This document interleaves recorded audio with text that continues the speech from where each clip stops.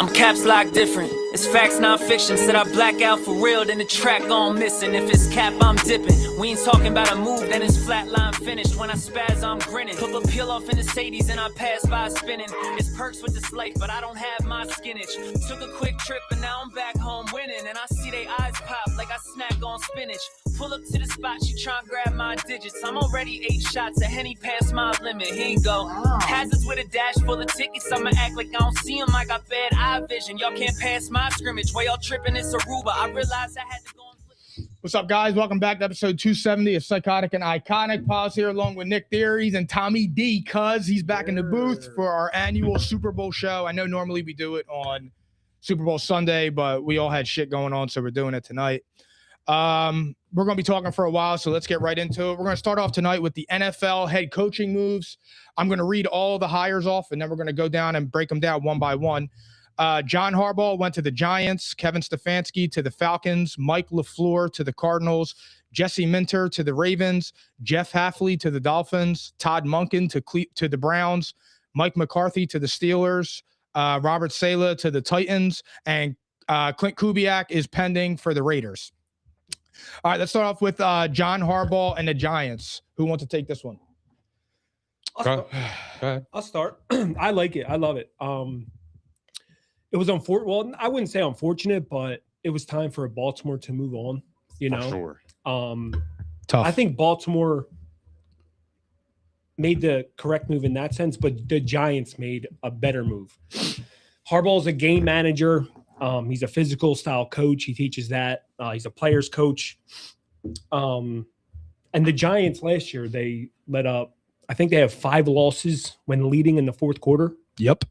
And That's with a great Harbaugh stat. being a game manager, I don't see that happening a lot. Mm-hmm. You know, in the talent he's going to have, I love their quarterback situation, the wide receiver situation.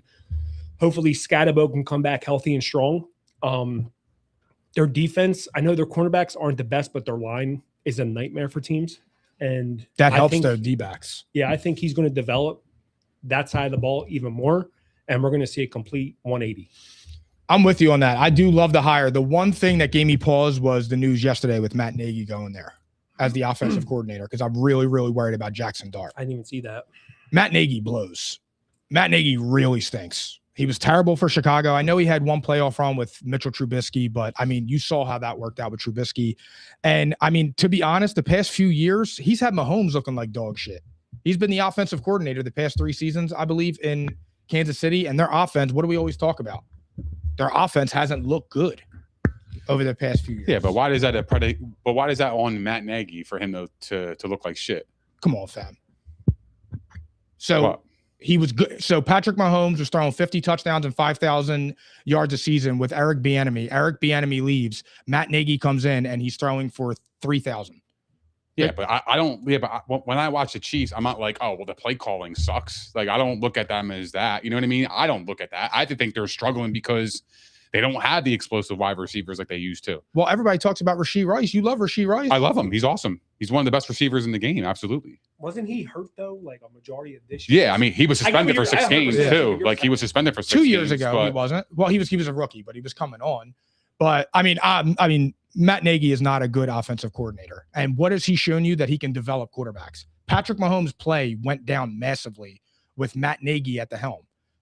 I mean, it's proven. Like, you could watch it. What did he do with Mitchell Trubisky? That was his quarterback that he moved up to get and ran him into the ground.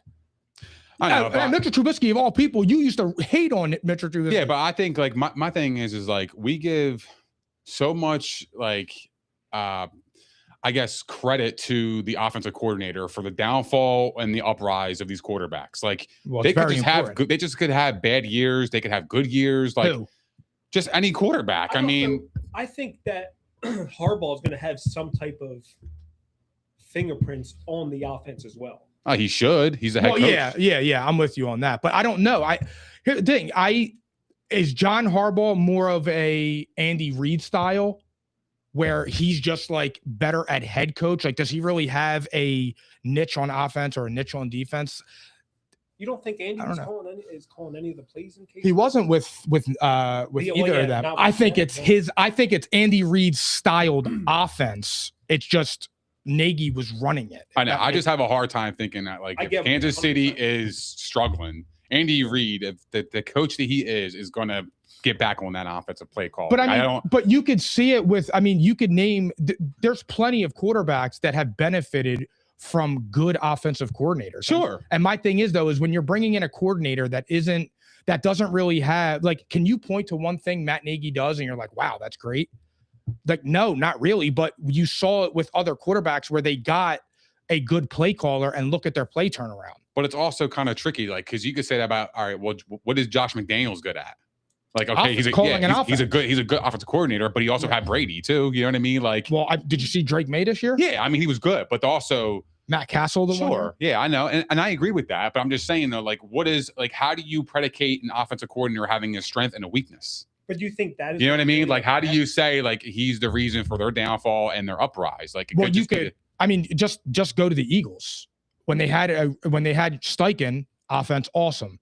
Kellen Moore, offense awesome. Well, good, but Patullo, Johnson, you could just see the way that they play, the style. Yeah, it's fair. I just feel like the offensive coordinator gets a lot of like credit and discredit as well. Like in my opinion. Well, yeah, when you're running the offense, if that part, the defensive coordinators are the same. That's why Jesse Minter, we're going to talk about him in a few, but that's why Jesse Minter got the job in Baltimore. And then, I mean, even Clint Kubiak. I mean, look at Clint Kubiak. Offense. So if you had to give a grade for John Harbaugh, what would you give? I'll probably say A, because it's the Giants. I'm right there with him. I think it's an A higher for the Giants, bro. He's gonna stabilize. It's the right move. Exactly. He's not a dog. He's going to turn more wins than losses, in my opinion, just because of his style of football. I agree. Yeah, I do like their core players coming back. I mean, Scatterbo, Neighbors, dude, they have Dart. all the right ingredients. My only worry with them, honestly, is Nagy trying to develop Dart. But like Tom said, if Harbaugh's in there, and I believe Harbaugh can look, he had Joe Flacco, he had Lamar, so. But Dart worries me too, because like he's got a lot of concussions. Yeah, like health, exactly. Yeah. And that matters, dude, because if you have a backup quarterback and John Harbaugh's in there, well, he's not the best quarterback whisperer. Correct. So they're going to be back to where they were like a year ago. Well, I think he'll clean that up. I mean, look, I know in that one interview, like he said, like, this is the way I play, but that's what like young quarterbacks say. Like, this is the way I play. And then you kind of what got him there. And like, I mean, not for nothing, but we talk about Josh Allen. You see him the last 2 years, you don't see him trying to run over linebackers no more unless he absolutely has to. Yeah. Jalen Hurts, you don't see him running through the middle anymore. I mean, I think it has to do with money, though. Just my opinion. Sure. Yeah. Oh, that's fair. Yeah, that's fair to say. I don't disagree with that because I actually, that's so true because health matters. It matters. And if Jalen Hurts got hurt, there you go. You ain't getting paid, my boy. Yeah. Oh, well, I think there's a quarterback behind him that would do all right. Yeah. I mean, I agree with you. You guys are retarded. I'm just being honest. You know, I'm a Tanner down guy. The door for Tanner McKee. I like Tanner McKee. I think I didn't ask that. I asked who's beating down the door for him to get him. No, well, nobody is, but like I feel like there's probably some candidates out there that's probably looking at him like, yo, I can actually work with this guy. Absolutely. If Hurts goes down, there might be people knocking at the door after what he shows. I mean, those two drives in preseason really sold me. The 2 Super Bowl appearances for my quarterback didn't surprise me at all. Weird. Yeah, but that's not what we're talking about, though. Like, what are we talking about? I'm not talking about the Super Bowl appearances or anything because the Eagles had the best defenses in those years. Doesn't matter. I mean, Tom Brady never won a Super Bowl, never made a Super Bowl without a top 8 defense. But the thing is, it matters. It does matter. Defenses matter. That's why Buffalo hasn't gone to the Super Bowl because their defense is not that good. I appreciate it. Super Bowl appearance last year, the way he played was awesome. He's got to do that every game, bro. Can't. Yeah. A majority of games. The thing is, the Super Bowls, he's good. It's the regular, like the other playoff games. Jalen Hurts is okay. Listen, he's middle of the pack, dude. Let him out of his straitjacket and just sling the rock. And if he can't do it, there you go. There is your answer, bro. I've been saying that. Answer. But we've seen him do it. Sure. So it's fair.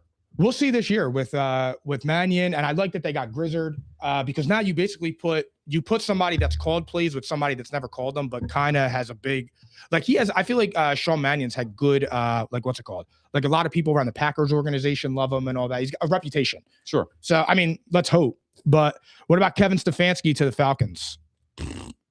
I'm in the same boat. I kind of was like, I kind of like it. Yeah, I'm gonna tell you, he's going to do the same thing he did in Cleveland. He's going to get 1 or 2 playoff appearances. He couldn't develop any rookie quarterback he had. How's he going to develop Penix?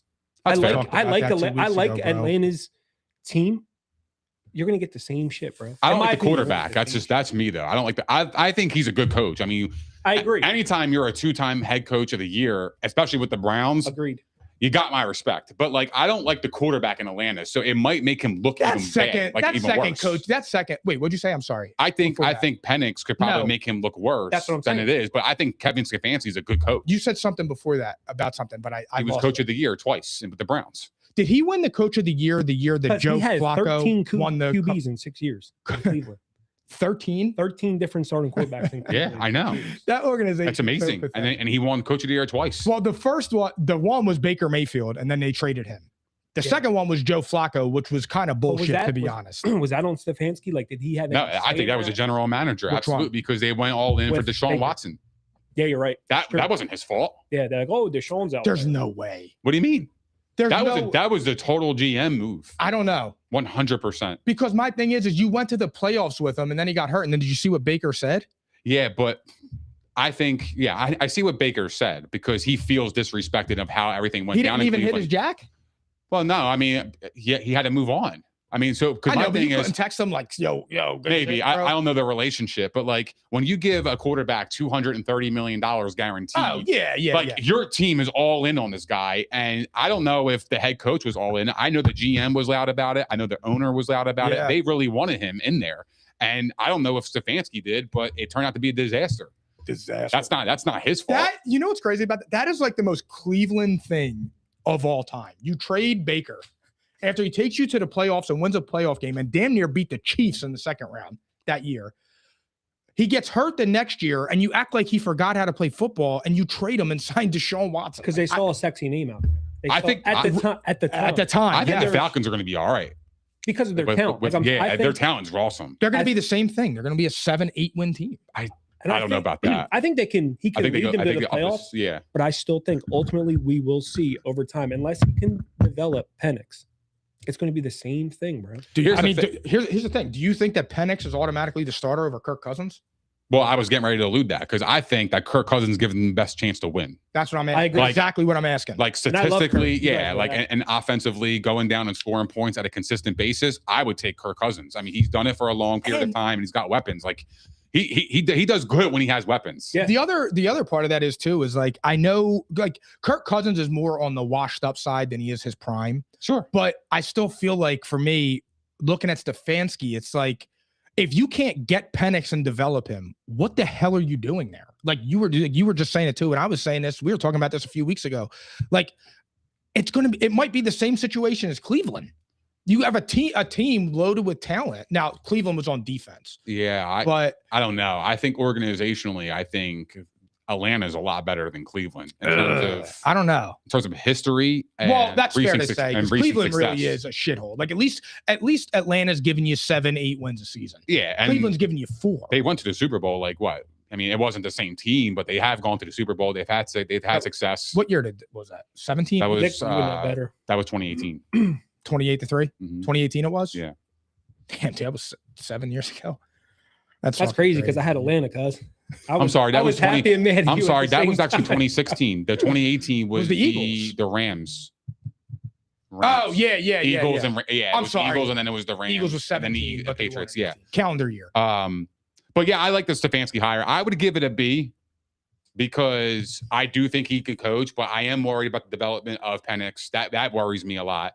And I'm not a Penix fan as it is. I don't really know how he's going to play next year. I don't see it. You know what I mean? Like I haven't. Like he's shown flashes of a good pass here and there, but at a consistent, you have to be consistent in the NFL. Like and you can't just have one drive and then score 7 points and you look good for that one drive and then the rest of the game look like shit. Yeah, like and fucking Pitts went off last year with Kirk Cousins. His Cousins love it. And you got Drake London. I mean, now look, Drake London's in and out. He's awesome. But he's awesome. He's a wide receiver one. Absolutely. You got Bijan. Like you got Darnell Mooney, who's all right. I mean, but like they really are a good team, man. I agree. So there's no excuse, in my opinion, for Kevin Stefanski to fail. But I'm the same with you. I got like a C on it, to be honest, because I'm kind of right there. I don't know. Like I think it's more likely to not work than work.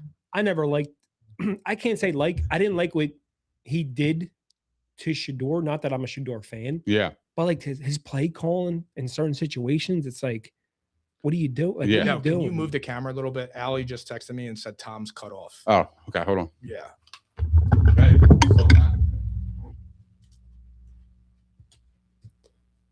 There you go. Pretty good. No, you got to go more towards you a little bit. Tom Husky. I have to go more towards him. I'm cut off. He's No, cut off. you're cut off now. Yeah.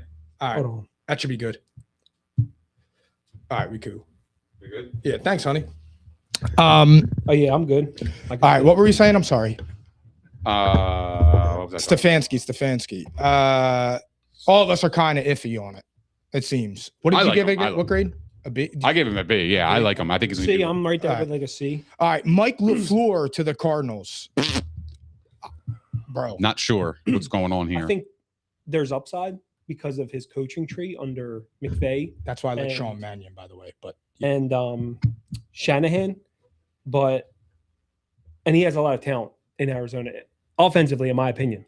no, they do. I don't understand this team.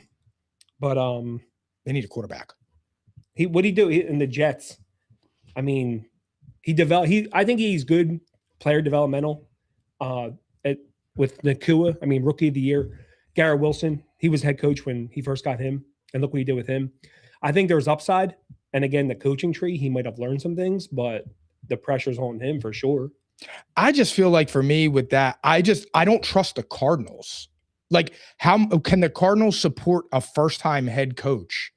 And I mean, look, they just blew it with Gannon. But this is what I'm saying with the offensive coordinators getting too much credit and too much discredit too, because like my thing is that yeah, he's an offensive coordinator for the Rams, but Sean McVay was calling them fucking plays, bro. Like, you know what I mean? Well, like, I don't know. I just think but hopefully it's he's different, learned something. But it's different. But yeah, but like as a head coach already, just because the Rams was great on offense, they had Stafford, they had everybody's, they have fucking everybody's trying. they're loaded. Everybody's trying to find Sean Devontae McVay. Adams, they have Kyron Williams, they have every fucking thing that you need. Everyone's trying to find the next Sean McVay. I know, what but that's so rare to find. not really. Minnesota did it.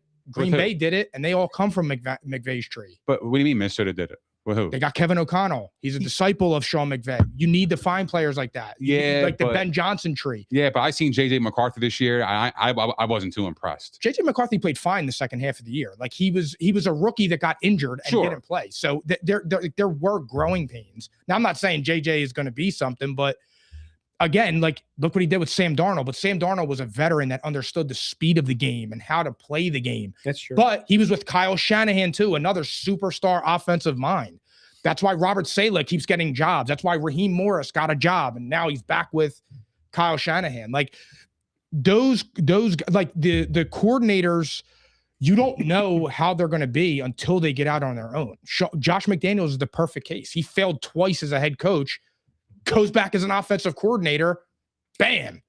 Right, but Right I back to also feel like that's a high risk. yeah, But it's also high reward if Exactly. you do find that coach. But like, how often do you find that coach? You know what I mean? Like, I mean, yeah, Kevin O'Connell's a good coach. I do like him. But like, I'm looking at JJ McCarthy. I mean, he was a rookie this year, fair. But if you look at the offseason, Justin Jefferson's been pretty loud about this, about his quarterback play, Well, yeah, huh? he's pissed There's off. a I would reason be for that. too. But that's on the head coach now. No, it wasn't because Why? that's why the owner just got fired. The GM just got fired because he was the one that didn't want to pay Sam Darnold. I know, but like Kevin O'Connell should be coaching his guys up to a level that's competent. No, I know that, but you can only When you do have so Justin much. Jefferson, you have to use him, and he barely got the ball this year. I felt like There's compared to only what so he's much saying. you could do though. What do you mean? Like if the GM says I'm not paying Sam Darnold, the Right. GM is a higher pay grade than the head coach. No, and I get that, and that's where I come back to just Stefanski thing. Like, of course, like I think that the GM and the owner had much in their hands with Deshaun Watson than Stefanski did. That's what I mean I by got that. you. Okay, I You know got what I mean? Yeah, Like, yeah, they call the shots, sure. The but only reason I said that on Stefanski was because of what Baker said. Like to me, it sounded like Baker was saying like he didn't want him either. yeah, I mean, because here's the thing: if JJ McCarthy this year, like he just balls out and Justin Jefferson goes crazy, who's going to be the next head coach? The offensive coordinator. yeah, right. I mean, you're right. So what about No, Kevin O'Connell? That doesn't I don't think so. That doesn't like look at his success like, damn, he's a good ass head coach. It would go on Kevin O'Connell. But I also feel like the offensive coordinator for Minnesota would have a lot of interviews because of their success. He would. You know what I mean? But why is that? Who should get more? I think what I'm asking is who should get the most credit, the head coach or the coordinator? It depends. It's a case by case situation. Like for the Eagles, it's always going to be the offensive coordinator because Nick Sirianni isn't a play caller. Andy Reid, when Andy Reid was on the Eagles, Andy Reid wasn't a play caller. I'm sure there's talks too. Like when interviews do happen, they probably ask the head coach, like, "Hey, what do you think? What is your honest opinion? Of course. What was his handle in this offense?" You know what I mean? Yeah, I of think course. There's other stuff going on behind the Yeah, scenes. but of course they're going to vouch for their know. guys, though. You know what I mean? Yeah. Like they're going to talk them up That's because true. they've Of developed a course. relationship Yeah. over the last year or two. I'm But trying again, to- like we just said, everybody's trying to find the next Sean McVay.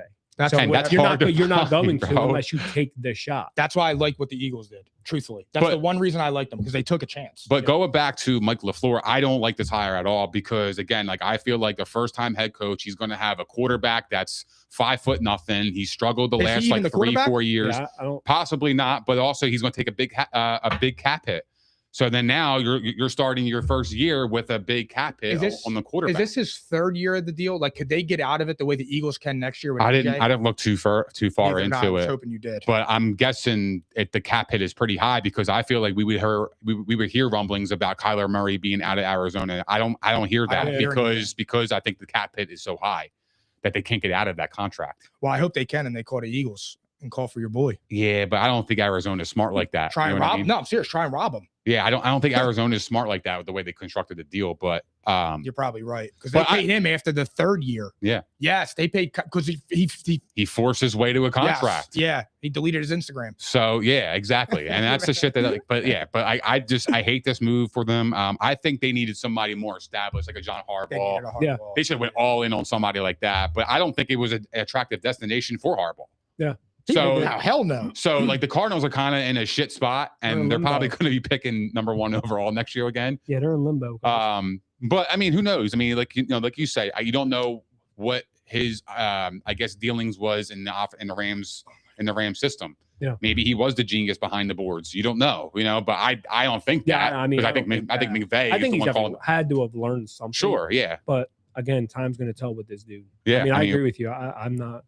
Yeah. Where are we at? Jesse Minter to the Ravens. He was the Chargers defensive coordinator, replaces Harbaugh. He was with Baltimore in like 2017, 2018. I like this hire for the Ravens. Coach Michigan too. Yeah, he was the head coach, right? Yeah. At Michigan? No, defensive coordinator. Defensive coordinator. I thought he was the head coach. Harbaugh was. Oh yeah, Harbaugh. Duh. I'm a fucking idiot. I like this hire for the Ravens, man. I love that they're bringing in somebody that already knows what Baltimore culture is. And exactly, they needed that because Baltimore's defense was Swiss cheese last year. Yes. That's not their identity. Yeah. Their identity Yes, is man. defense. Defense, yeah, and running they the need football. And Minter, he had the Chargers the highest scoring defense last year, I believe. So, I mean, his culture, what he believes in, he's a player's coach. He's young. He's demanding, but he's not demeaning. So Yeah. he's going to expect a lot, but he's also, like I said, he's a player's coach. So Yeah. he's young, like you said. He's been in Baltimore. He's back home. Yep. I think it's a great fit for them. So do I, man. I got that as an A hire for them. I think they nailed it. To be honest, I really do. I think that's to me that fits the Baltimore culture, like you just said, like a gritty defensive guy, no nonsense. He knows what he's doing on his side of the ball. It was just like Mike McDonald. They should have never lost. I mean, it sucks they lost Mike McDonald, but I mean, he's a fucking rock star head coach. But they also hired a first-year offensive coordinator in Declan Doyle. So I don't know much about this guy. I'm guessing he's 29 years old. I know that. Yeah. So he's almost the same. I think he's the same age as Lamar, close to it. So like, I wonder how that dynamic is going to work.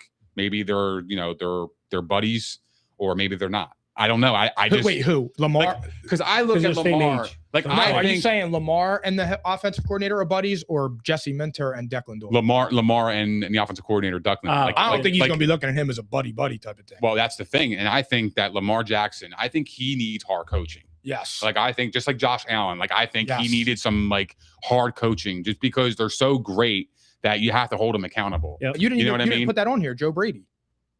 Ah, well, We got to talk about it. we'll talk about that. next. Yeah, We'll do yeah, that that's next. fine. That was old. That's why. Yeah. But yeah, no, I do like this hire, Jesse Minter, because like just like Tom said, defensive mindset. That's what Baltimore is. They play defense, they run the football, and that's just who they are. That's their identity. It's always been their What identity. you think of? it's been their identities the whole 2000s decade, going back to Ray Lewis, going back to Terrell Suggs and all them, like Haloti Nada and those boys, like that ass, like, you know, and Ed Reed and shit, like those players, you know, they brought that culture to it, and I think that's what he's trying to bring. And I think Ravens do have pieces. They have Kyle Hamilton. Yeah, like and he's a good Chargers had Derwin James, and look what he did. That's what I'm saying, man. So like, I like it. I give it an A. But the offensive coordinator, I have my suspicions with, because I feel like if Baltimore's offense sputters, they're going to blame the offensive coordinator. They're not going to blame the quarterback, and that's where I have a problem with. I mean, I agree. I'm just being honest. You know what I mean? Like, I hate that. Like, I just feel like who was he a coach before Declan Doyle? I don't know. Was he? That wasn't Chicago, right? Yeah, he was Chicago's coordinator last year. Yeah. And then before that, he was a tight ends coach for Denver, and then he was an offensive assistant with the Saints in 2019 and 2022, and then he began as a student assistant at Iowa at 2016 to 2018. Yeah, So he went from college to the pros. So he was, and he worked his way up. So he must be doing something right. But again, like I just you know how I feel about that, like that the whole offensive coordinator shit. Like if the quarterback does bad, it's the offensive coordinator's fault. If the quarterback does good, the quarterback gets a lot of credit. Yeah, that's just how it goes. I just think it's bullshit. I don't think it's like, I just don't feel like it's fair. You know what I mean? Why not? Because it's like, damn if you do, damn if you don't. You know what I mean? Like, my thing is like, okay, like the quarterback's playing good. Well, then that should be on both parties. Yeah. But I think you could kind of intertwine them. Like you could see it. Yeah, like you'll. Sure, that's an eye test. See the chemistry and stuff like that. Yeah. Like if Lamar, to end the season last year, he was horrible. Yeah. Now, if the play calling, and we can see that transitions to on the field, like kind of what happened with the Eagles, then yeah, you're going to hear more about the offensive coordinator. But if the plays seem doable and he's just making boneheaded mistakes, yes, correct, you're going to hear Lamar's fault. Not like throwing in the fucking triple coverage in a playoff game. Right. He did that 3 years against the Chiefs. He threw the fucking ball in the triple coverage. Oh, I know. So it's like you see that and it's just like, damn, man. But I mean, look, they're taking a swing too, because you got Lamar Jackson and you're going with a fucking 29-year-old offensive coordinator like Jesse Minter and that GM. I can't think of his name off the top of my head, but they better make sure they fucking hit. They got pressure on them just like the Eagles do. I totally You better agree. make sure you fucking hit on that, because if not, you're fucking a lot of things up. Well, you're wasting his prime. That's what I'm saying. What you don't and once Lamar Jackson's legs go, you'll see. Yep. It's tough with those running quarterbacks. You got to be a pocket passer at some point. You have to. We'll go to Joe Brady with before we go there. Joe Brady Joe Brady was promoted from offensive coordinator to head coach. What do you guys think about that one? Tom, you want to take it away? I like it. Kind of what you said though, with the holding the accountability. Is he going to do that though? Because he already was the offensive coordinator. Was he holding Josh accountable for mistakes he had on the field? Is that going to happen when he's the head coach? I would hope so. They definitely need to change though. I mean, McDermott, I think he's a great coach, but he made some questionable fucking calls that costed them a lot. But I think it's a good. I don't think they're going to miss a step or be any worse than what they are. They need to make other player adjustments. Right. You know what I mean? Yeah. So, I think it's positive. Like I do like to hire. I'm a Joe Brady fan. I actually was calling for it probably a year or two ago to get rid of Sean McDermott and bring in Joe Brady, because we talk about the coordinators. When they lost Leslie Frazier as their offensive coordinator and promoted Joe Brady, that was exactly the turnaround of Josh Allen's career. That was when he stopped having 30 turnovers a season and started and he won his first MVP under Joe Brady. He followed it up this year with an awesome year. Now, I know he didn't have 45 touchdowns, but he had 30 touchdowns and 10 turnovers as opposed to fucking 40 and 32. So I do like it for them. The only thing that worries me about this hire is what has been the constant criticism of the Buffalo Bills in the playoffs? What part of the ball doesn't show up? the defense. The defense. And you got rid of your best defensive coach. So you're telling me that team doesn't have a lot of stars on defense, that they're a mid to average defense player-wise. So if you're taking a great defensive coach out of it, what's going to happen to that defense? Because you saw it already with the Jets with Robert Saleh. When the Jets lost Robert Saleh with Aaron Rodgers, that defense went from great to horrible. So that same thing is a big concern for Josh and Joe Brady I didn't think of that. next year. Now, I don't know. Joe Brady could be, Well, they hired a defensive coordinator, I don't even know who it is. Jim Leonard. He was Denver Broncos defensive backs coach last year. Is he Sean McDermott? We don't know. We don't know. I don't know I'm that just either. saying. Yeah, but Denver's defense was awesome last year. So he wasn't the engine though. They have a seasoned guy over there. I can't think of his name. The little black dude. What's his name? Oh fuck. I can't. I see him. I see him. Yeah. Van Moore. I see him. Yeah. Vance Joseph. Yeah. I was gonna say Van Morrison, the singer. Not Van Hagar. So, yeah, right. But Jim Leonard, I didn't even know they hired him, but he was getting looked at by Dallas before they took Christian Parker. And he was also the assistant head coach too. Yeah. Sean Payton. I mean, if he knows what he's doing, cool. I don't think it'll be like a Dallas level drop off. I'm not saying that. I'm just saying when you have a rock star or a really good defensive mind and you take that away from there, the offense was never really the problem. I just think Buffalo needs to get better on talent. I agree. Overall talent on both sides. But of you're the not going to ball. be able to do that in one draft. Their defense did look that's my better problem. though in the playoffs, and I was surprised. Yeah. So, I mean, like we said, I think Joe Brady's gonna be awesome. I do. I like I said, the accountability thing that could be true. But based on what I know, he's familiar with the system. He's been there before, and I don't think Buffalo's that like they lost a big opportunity this year, and everybody can agree that, right? Like watching the Super Bowl, seeing New England score 10 points in the championship game, and it's like, damn, I wish Josh could get an opportunity. Like 10 points is crazy, bro. Like Josh does that in a quarter, right? Yeah. So like it's like when you see shit like that, you're looking at it, it's a missed opportunity overall. But I look at it as, okay, they're retooling, but they're not taking so many steps back where they're like rebuilding at the same time. You know what I mean? Like I don't look at it as a rebuild. I look at it as a retool and try to see, okay, like new energy, and a new mindset, and a new voice. Like that could definitely matter. You know what I mean? I think it does. But what actually confused me? I'm glad you just brought that up. I know it's the right thing to do, like voicing the support for Keon Coleman. But my question is like, Sean McDermott's a defensive guy. Where the fuck was all that support from Joe Brady during the season when Keon Coleman was just disengaged? Well, Joe Brady's not in the interviews. That's the problem. He doesn't get the interviews. He doesn't get interviewed. Like, wasn't you know what I mean? Like missing team meetings though too. Yeah, no, missing team meetings and shit. Yeah. But does he respect Joe Brady if he's doing? He's going to respect him as the head coach, but he doesn't respect him as the offensive coordinator? I don't know. Like, do you understand the point though that I'm talking about? But I don't know the relationship they have. You know what I mean? Like Well, I'm just saying, if I was somebody's boss, based on the reports, it seemed like Buffalo was running a tight ship. Yeah, with McDermott there, like people were like puckering their assholes, kind of thing. Like, and that's what I was reading. Even former players were saying it. Even former players that they lost respect for Sean McDermott after the 13-second game in Kansas City. Yeah, remember like that? I forget who came out and said it. But.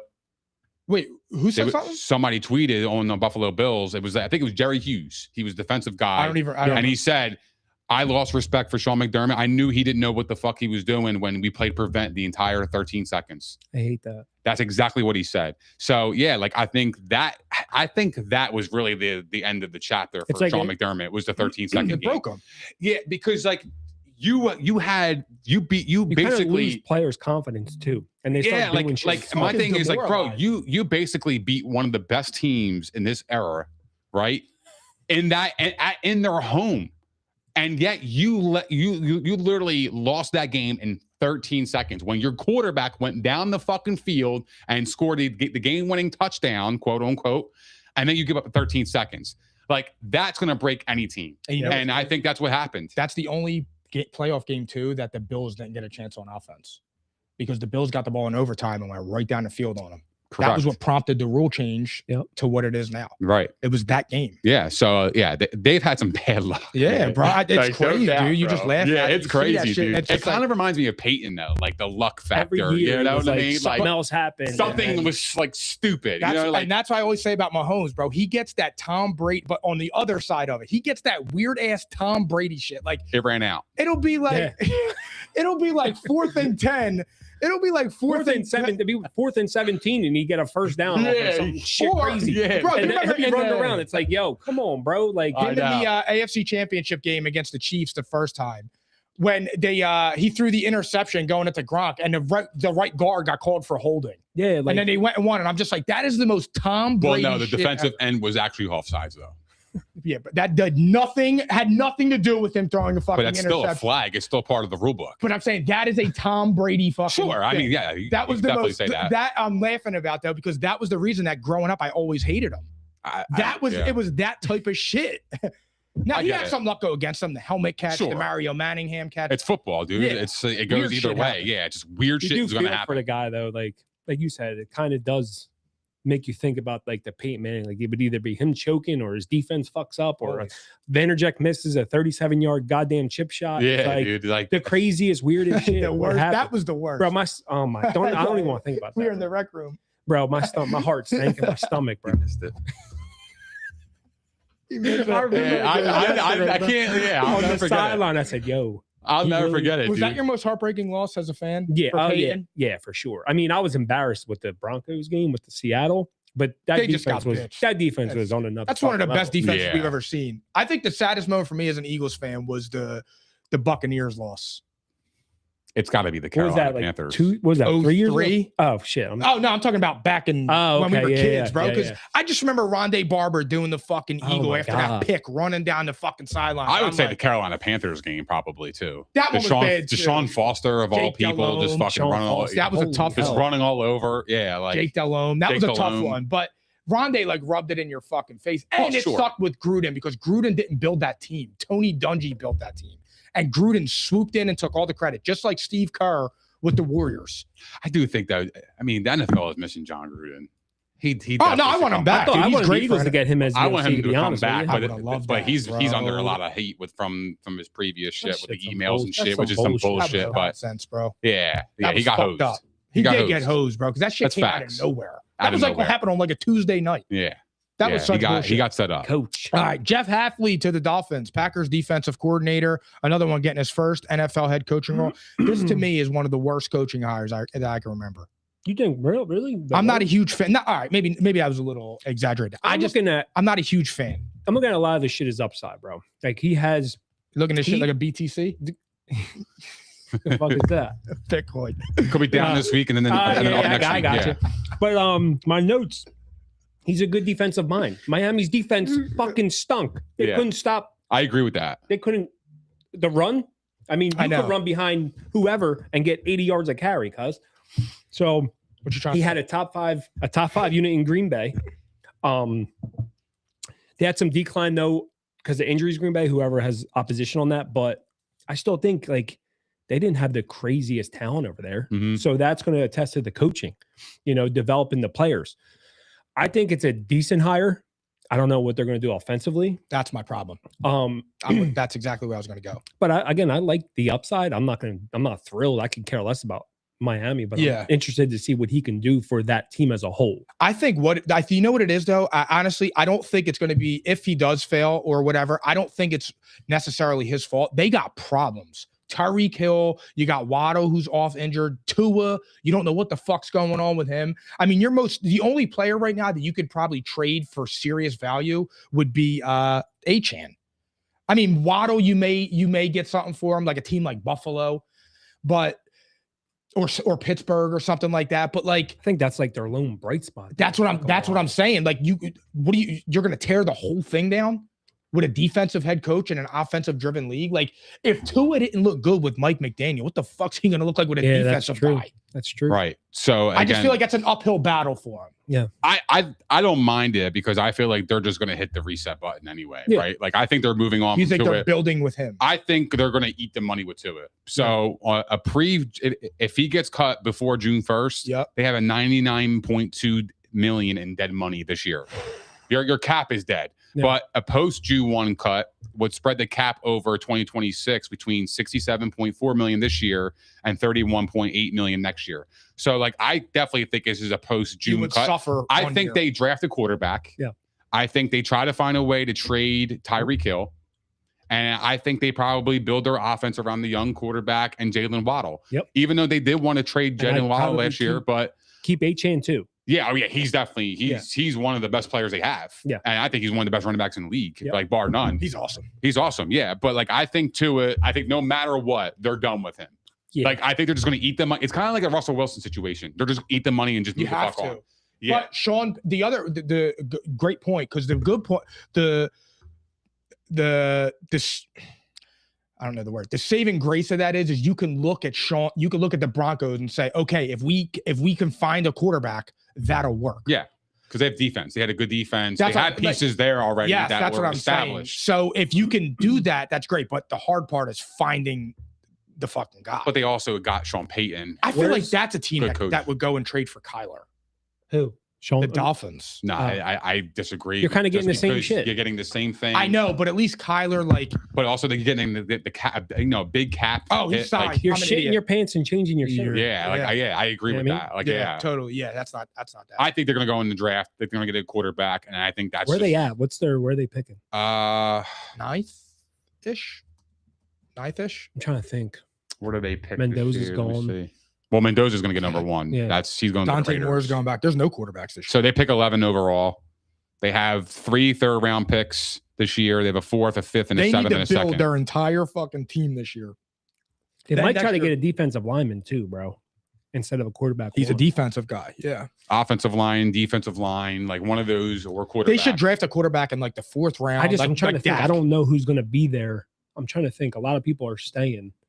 Next year, the big year is coming back. I forget. He is, yeah. Next year's the big year for quarterback. Yeah, do you think Miami explores Daniel Jones coming off an injury?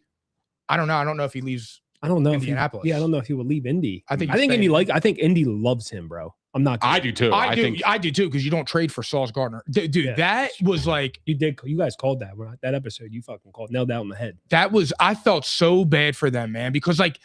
That is what happened to the Colts this year is exactly why you just don't do that. I get it, man. Like I understand, like you're playing great, you want to go for it. Like I get it, but you don't give up that much fucking draft capital.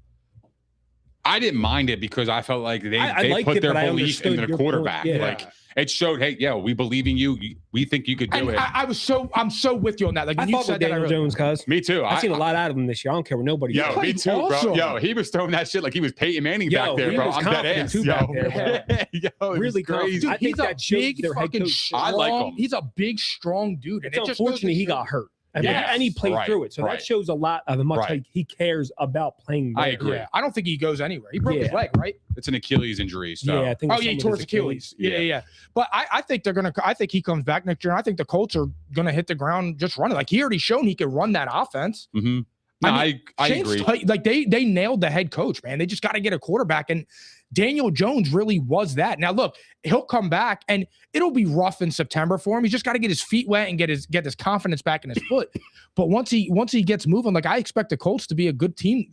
Like that was not a fluke, bro. You're not 8-2. I don't think so. Or 8-3, whatever they were, and it's a fluke. He looked, bro. He was throwing for 350 yards a game. Yeah, and I'll be honest. I mean, like, there's not. Is Alec Pierce still there? Yeah, I was balling at the end. But he's also a free agent this year. I saw something about him going to Pittsburgh. Oh, is he? Yeah, I don't know. It's probably fake news. I don't think it's a pickup for them now. That'd be a good pickup. That would be a really good pickup for them. He could run a better route tree than DK. But I mean, that dude, bro, he's really good. I mean, what about Malik Willis in Miami? You know, like. That might be all right. You know what I mean? Just as a bridge, just as something to. I thought I saw that with Pittsburgh too. Really? Looking into him. I think Pittsburgh's going to go back to Aaron Rodgers, which is stupid, but that's just we'll talk about that another day. But. Malik Willis, he's going to be a starter. Leak. Yo, he looked really. He looked really good. He looked good, bro. You know, maybe Miami explores it. He made Sean Mannion get a head coaching job. Yeah, bro. He looked an offensive coordinator job. And he was on Green Bay. Yeah, you're right. Here he is. There's a connection right there, right? What? There's a connection right there. Green Bay's defensive head coach would be in Miami, and so he knows all about him. So I could see that happening. Dual threat quarterback. Like, I even said maybe throw him in over Love, but I like Love. I only like that Malik, because he can run too. He bro. looked fucking awesome though. I mean, like it was. But I'm not giving him a big contract. Like I'm giving him maybe like a Justin Fields deal where he's getting 2 years, 40 million or 30 million. Prove a with the little Jets. more when there's film Like, on it too. Yeah, like I'm giving him the Justin Fields. He made contract major with the Jets. improvements though. Like he looked nothing like he did when he was with Tennessee. Right, but you're also taking a risk too. Oh, That's absolutely. just small sample size. Yeah, A whole season I'm with is a you different though. thing. 2 though. for It's 30, different, 2 bro. for It's- 40. Yeah. You know what I mean? Like we saw Justin Fields do well for a couple weeks, and that's why he got the contracts that he did. You know, but it's real. I mean, that's what I'm saying. Oh, I got you. You know what I mean? got So you. it's like, I thought you were trolling. Of course, like I'm not going to go all in and give him like 5-year deal. I'm going to give a 2-year deal and then maybe like an option of the second year or third year. I mean, think that's not a for fair nothing, deal. but Baker Mayfield had a 1 year. Sam Darnold had a 1 year prove it. Sure. Malik Willis should be in that conversation. Yeah, I know, but I agree with tell you that. what, I go out and get him on fantasy too. Yeah, I think Miami Don't would be a care. good play, but I also feel like Miami again. They're going to. I think Tyreek Hill is inevitably to be gone. Jalen Waddle was in trade talks last year with Buffalo. Actually, ironically, They should have got him. I know that was fucking They stupid. fucked up. They really fucked They up fucked big up, time. man. But yeah, I think that would be a good play. All right. Todd Monken goes to the Browns. Ravens offensive coordinator becomes the head coach in Cleveland. Little bit of a connection there. I don't know what it's worth, but Todd Monken and John Harbaugh were trying to draft Shador, but Shador didn't want to go to Baltimore because he didn't want to be Lamar's backup. What do you think about this one?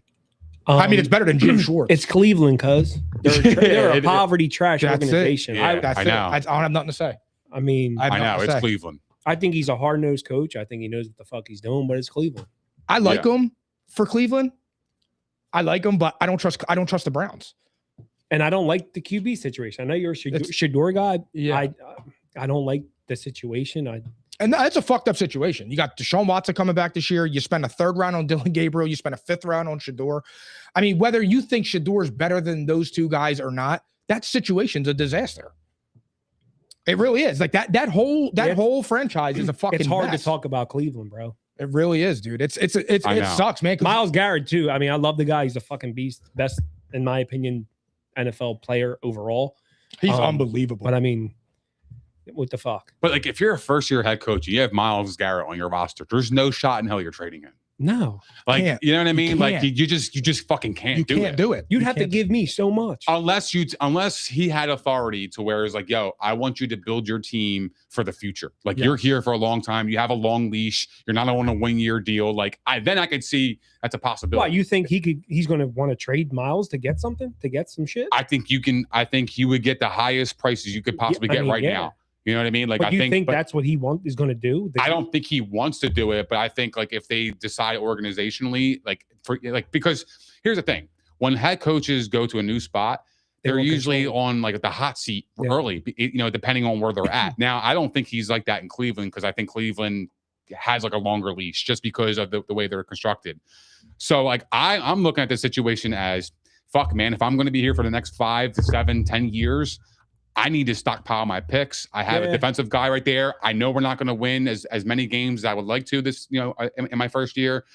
And if Myles Garrett gets hurt, his stock goes down. But he's at the highest point right now where you can get the most bang for your buck, and I think that's the way to do it. I'm not trading Myles Garrett for shit. I don't kinda agree with disagree, you, Nick. but I'm just saying if you want to build for the future, you have to do what you have to do, bro. Like you're not going to just have a veteran guy at the tail end of his career though, because he's Myles Garrett. You know what I mean? Like, I just think that you have to get the most for Now, if you're making the most playoffs out of and your all, players. yeah, you're not even thinking twice, but they're not. They're not going to make the playoffs. So you think the Raiders should trade Crosby too?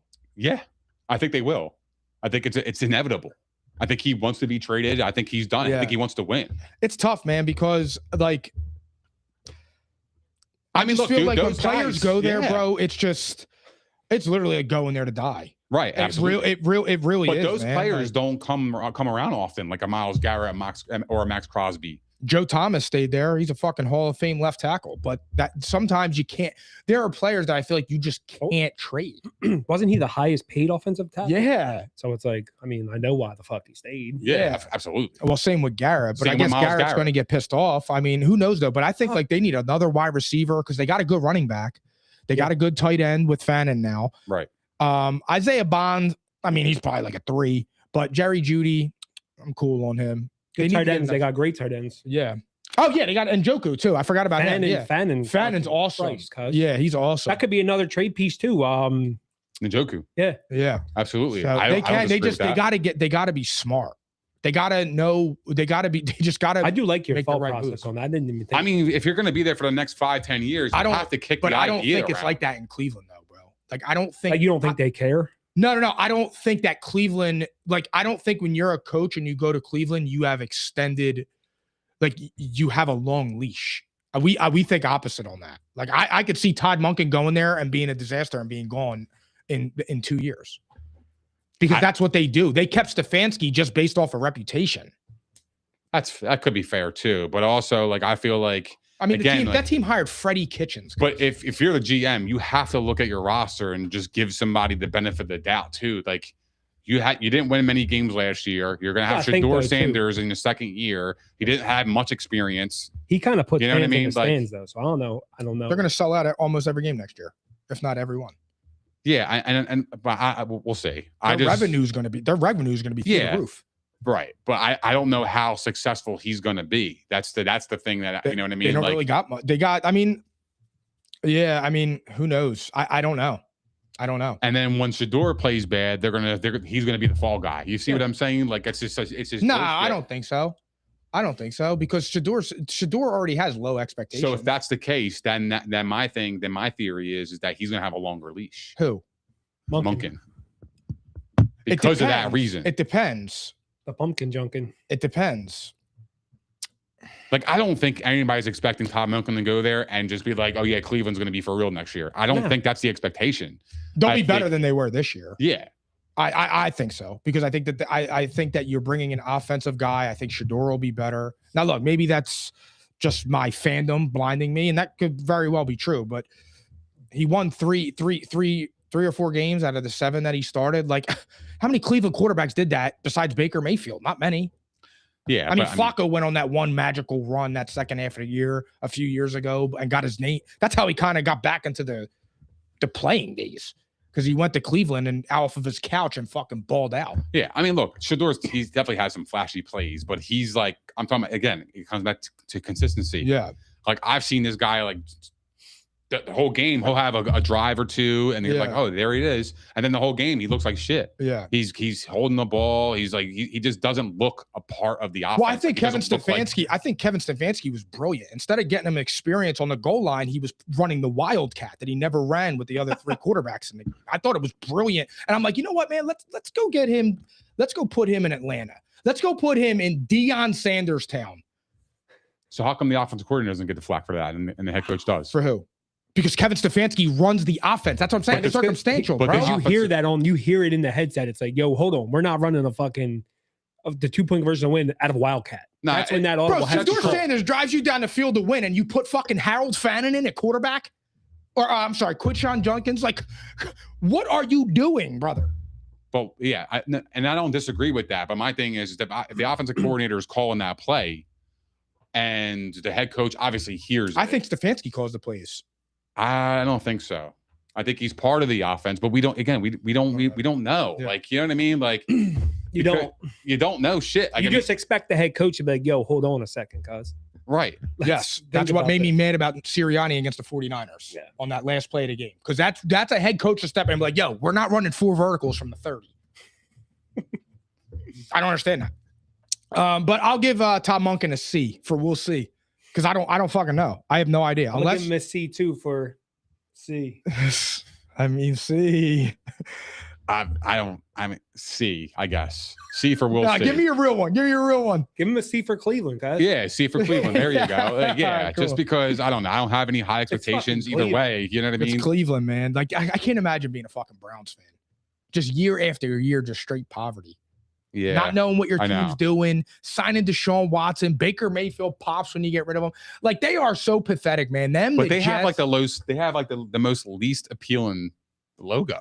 Like, I know. It's a brown helmet. Fucking brown helmet. Yeah, like fucking stadium looks like shit. Yeah, like it's just they're diehards out there though. They are. They are. The dog pound. Yeah, I know. I don't know. I would suck being a fan for them.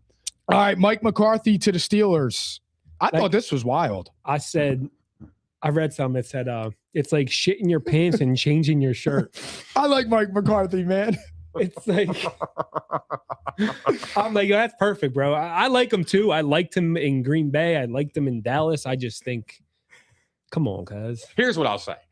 I just hope they didn't hire Mike McCarthy because they want Aaron Rodgers back. No, that's all. I, you know what I mean? Like, I just hope that they're just thinking like, oh yeah, Aaron took us to the playoffs. I want Aaron back. So what's the best way to keep him in Pittsburgh? Okay, I'm going to hire his former coach where he went to the Super Bowl with and won MVPs with. Like, I think that was probably kind of part of the thinking. Well, I think that worked out well for Mike McCarthy and Aaron Rodgers in Green Bay, wouldn't you say? Years ago. No, who was the quarterback sitting behind them three? Who was the quarterback sitting behind behind Aaron Rodgers? Love. Jordan Love. Okay. He sat behind him for 3 years. So if Will Howard could sit behind Aaron Rodgers and Mike McCarthy for 2 years, what's wrong with that? I mean, that's a different time. I know, but like, who is Will Howard? No, like, but we that's don't what I'm even saying. We know. don't know. Oh, that's what I read. Will Howard, not. I'm sorry, I got confused. In Pittsburgh. Well, here's the thing. A lot of things that you read, like people do have like high hopes for Will Howard. Like, Yeah, they think me he too. could be a quarterback. But we don't know. We don't know. But here's the thing. I don't know if they're going to run it back with Aaron Rodgers. I don't think Mike McCarthy took that job to entice Aaron Rodgers. No, but I think that was an enticing move for Pittsburgh to hire Mike McCarthy. I wouldn't hate it though they want for Aaron Pittsburgh back. because whether or not you're not going to be. I think we're going to see special. better offensive call plays. Absolutely. With him at the helm. Absolutely. Sure, me too. I agree with that. You know? And again, What about the Aaron defense? Rodgers last year played good. He was not the reason they were the problem. I don't think so. He did. He played very bad in the playoffs. But what about the defense? Because under Mike McCarthy, Dallas defense was. They got to get a good DC. But not for nothing, their defense was garbage last year. I could go for a good DC. Facts. Yeah. Gianni was drinking one at dinner tonight. The best. He loves it. I got the glass bottles. The best. So if their defense was garbage last year, Yeah, and the expectations, they're probably going to be more or less the same. they're going to get McDermott. No, they're not. He's taking a year off. I know. I was trolling. He'd be awesome for them. Yeah, I agree. I I think he should be the head coach. Well, he more won't than take a defensive DC. coordinator, I know but- that, but I'm saying, could you imagine if he just was on the DC for them? I thought that would be great, but I know he's taking the year off. They just got to hope that they can nail their defensive coordinator. But like you said, though, the offense definitely will be better than it was last year. Depending on who's quarterback. We don't know. Well, I think it'll be more creative. Who do you think is going to come back? You think Aaron Rodgers is coming back? I don't know. He That's has a big tough ego. I think he has a big I think he's ego. coming back. I think he's question. coming I back in think Pittsburgh. if too. he comes back, I think it's for that's who he started with and that's who he's ending with. Like that would be the that'd be closure. cool. That would be the closure on it. I wouldn't hate on him for it. Yeah. That would be the cool. I closure actually for like him. that. Yeah. That's who he started I with. don't hate that actually. And now he Yeah. gets a chance That's to end cool. it with him. I think that would be because like Aaron Rodgers is It might very. actually boost him a little bit more too. Yeah, You know, like let's familiarity. Let's have one more run together. Yeah. So I mean, like I said, Not I gonna don't. end well though. That's what I'm saying. I was just going there. Being I don't. honest, I don't think think it'll result in a 12-5 season. Maybe 9-8-ish around there, depending on what happens in the division. Maybe Baltimore, isn't as good, or the Bengals are the Bengals again, and Cleveland's Yeah, Cleveland. you know how they I mean, like I said, I'm not expecting Cleveland to have 10-11 wins. I think 6 or 7 maybe, but no shit. But in Cleveland, that's not a bad season. I mean, with Aaron Rodgers, Pittsburgh's still in the mix. We saw it last of course, year. You know what I yeah. mean? But again, it depends on the Baltimore success and Bengals. Like, we don't know anything about the Bengals right No, now. nothing. And I'll tell you what, I'm kind of completely off DK.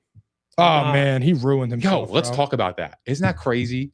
That Seattle's one of the smartest teams in the NFL. The organization. That John Snyder GM is the best GM in the league. Whoa. Who's better? Chill on me. Who's better? Come on, man. I mean, the Eagles Are you fucking crazy, bro? Are you an Eagles fan? Listen, bro. I'm not biased. I can I'm not understand. biased, bro. I'm John Snyder. John Snyder's better than Howie Roseman. I think he's up there. I do. I didn't say that. I said, is he better than Howie Roseman, bro? There's no. Are you crazy? But here's the thing. He got off Russell Wilson at the most perfect time. Well, look, I will say that. That is unbelievable. And then Geno. And then signs Darnold, bro. He got Darnold, got rid of DK.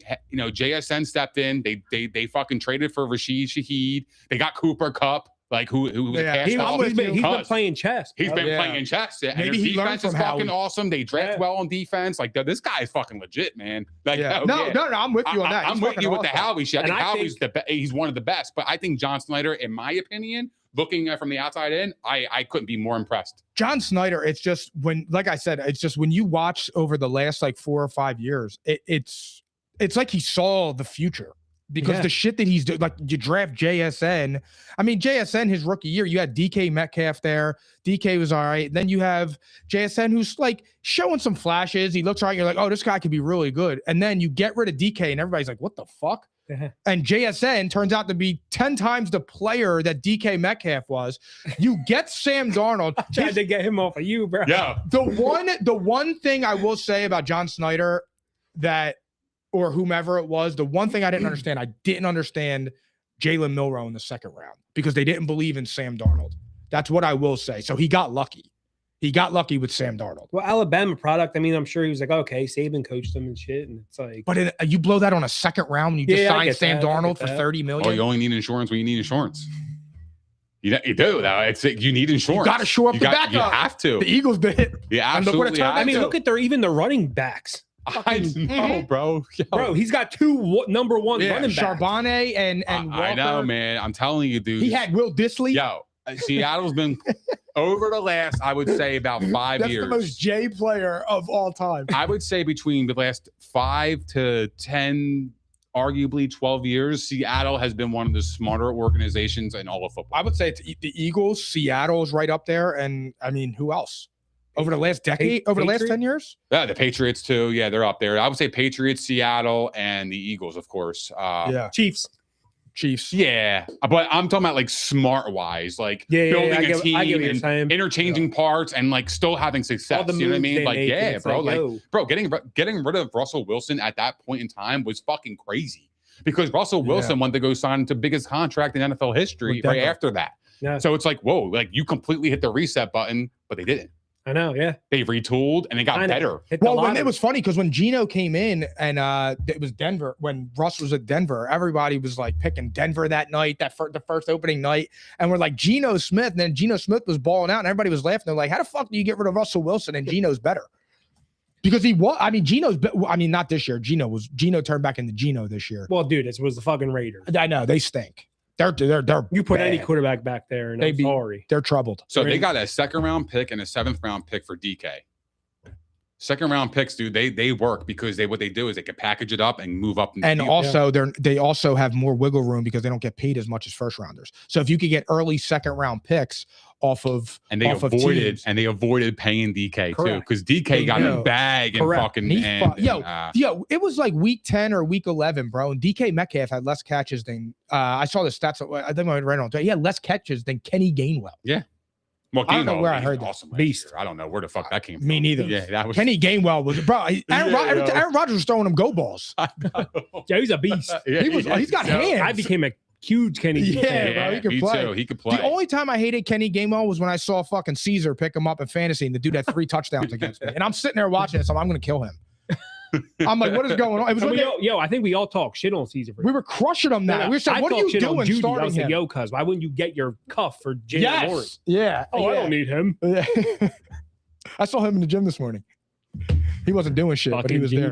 But yeah, dude, I think that they've become one of the smartest organizations.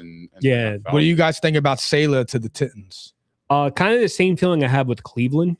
I like Salah. I like Salah, however you say his name. I think he's an awesome defensive mind because if you watch football this year and you truly know football, and after you lose Fred Warner and Nick Bosa, arguably 2 of the top 4 or 5 players on defense in the NFL, and you can still put together wins and hold teams with a fucking D squad on your defense, that's coaching, bro. Yeah, that's coaching, bro. And I think he's an awesome defensive coach.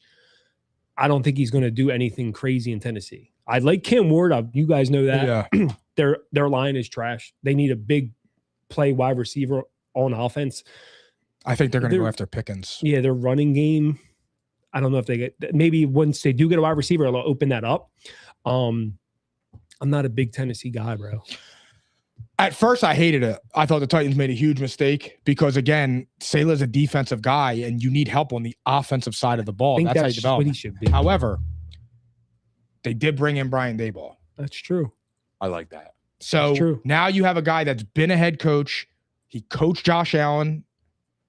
Can he instill some of that to Cam Ward? Cam Ward is built similar to Josh Allen, but you have somebody now where Salah could focus on the defense and only the defense. When he was with the Jets, they had fucking Nat Hackett. Yeah. Trash. Then you went to Jeff Ulrich.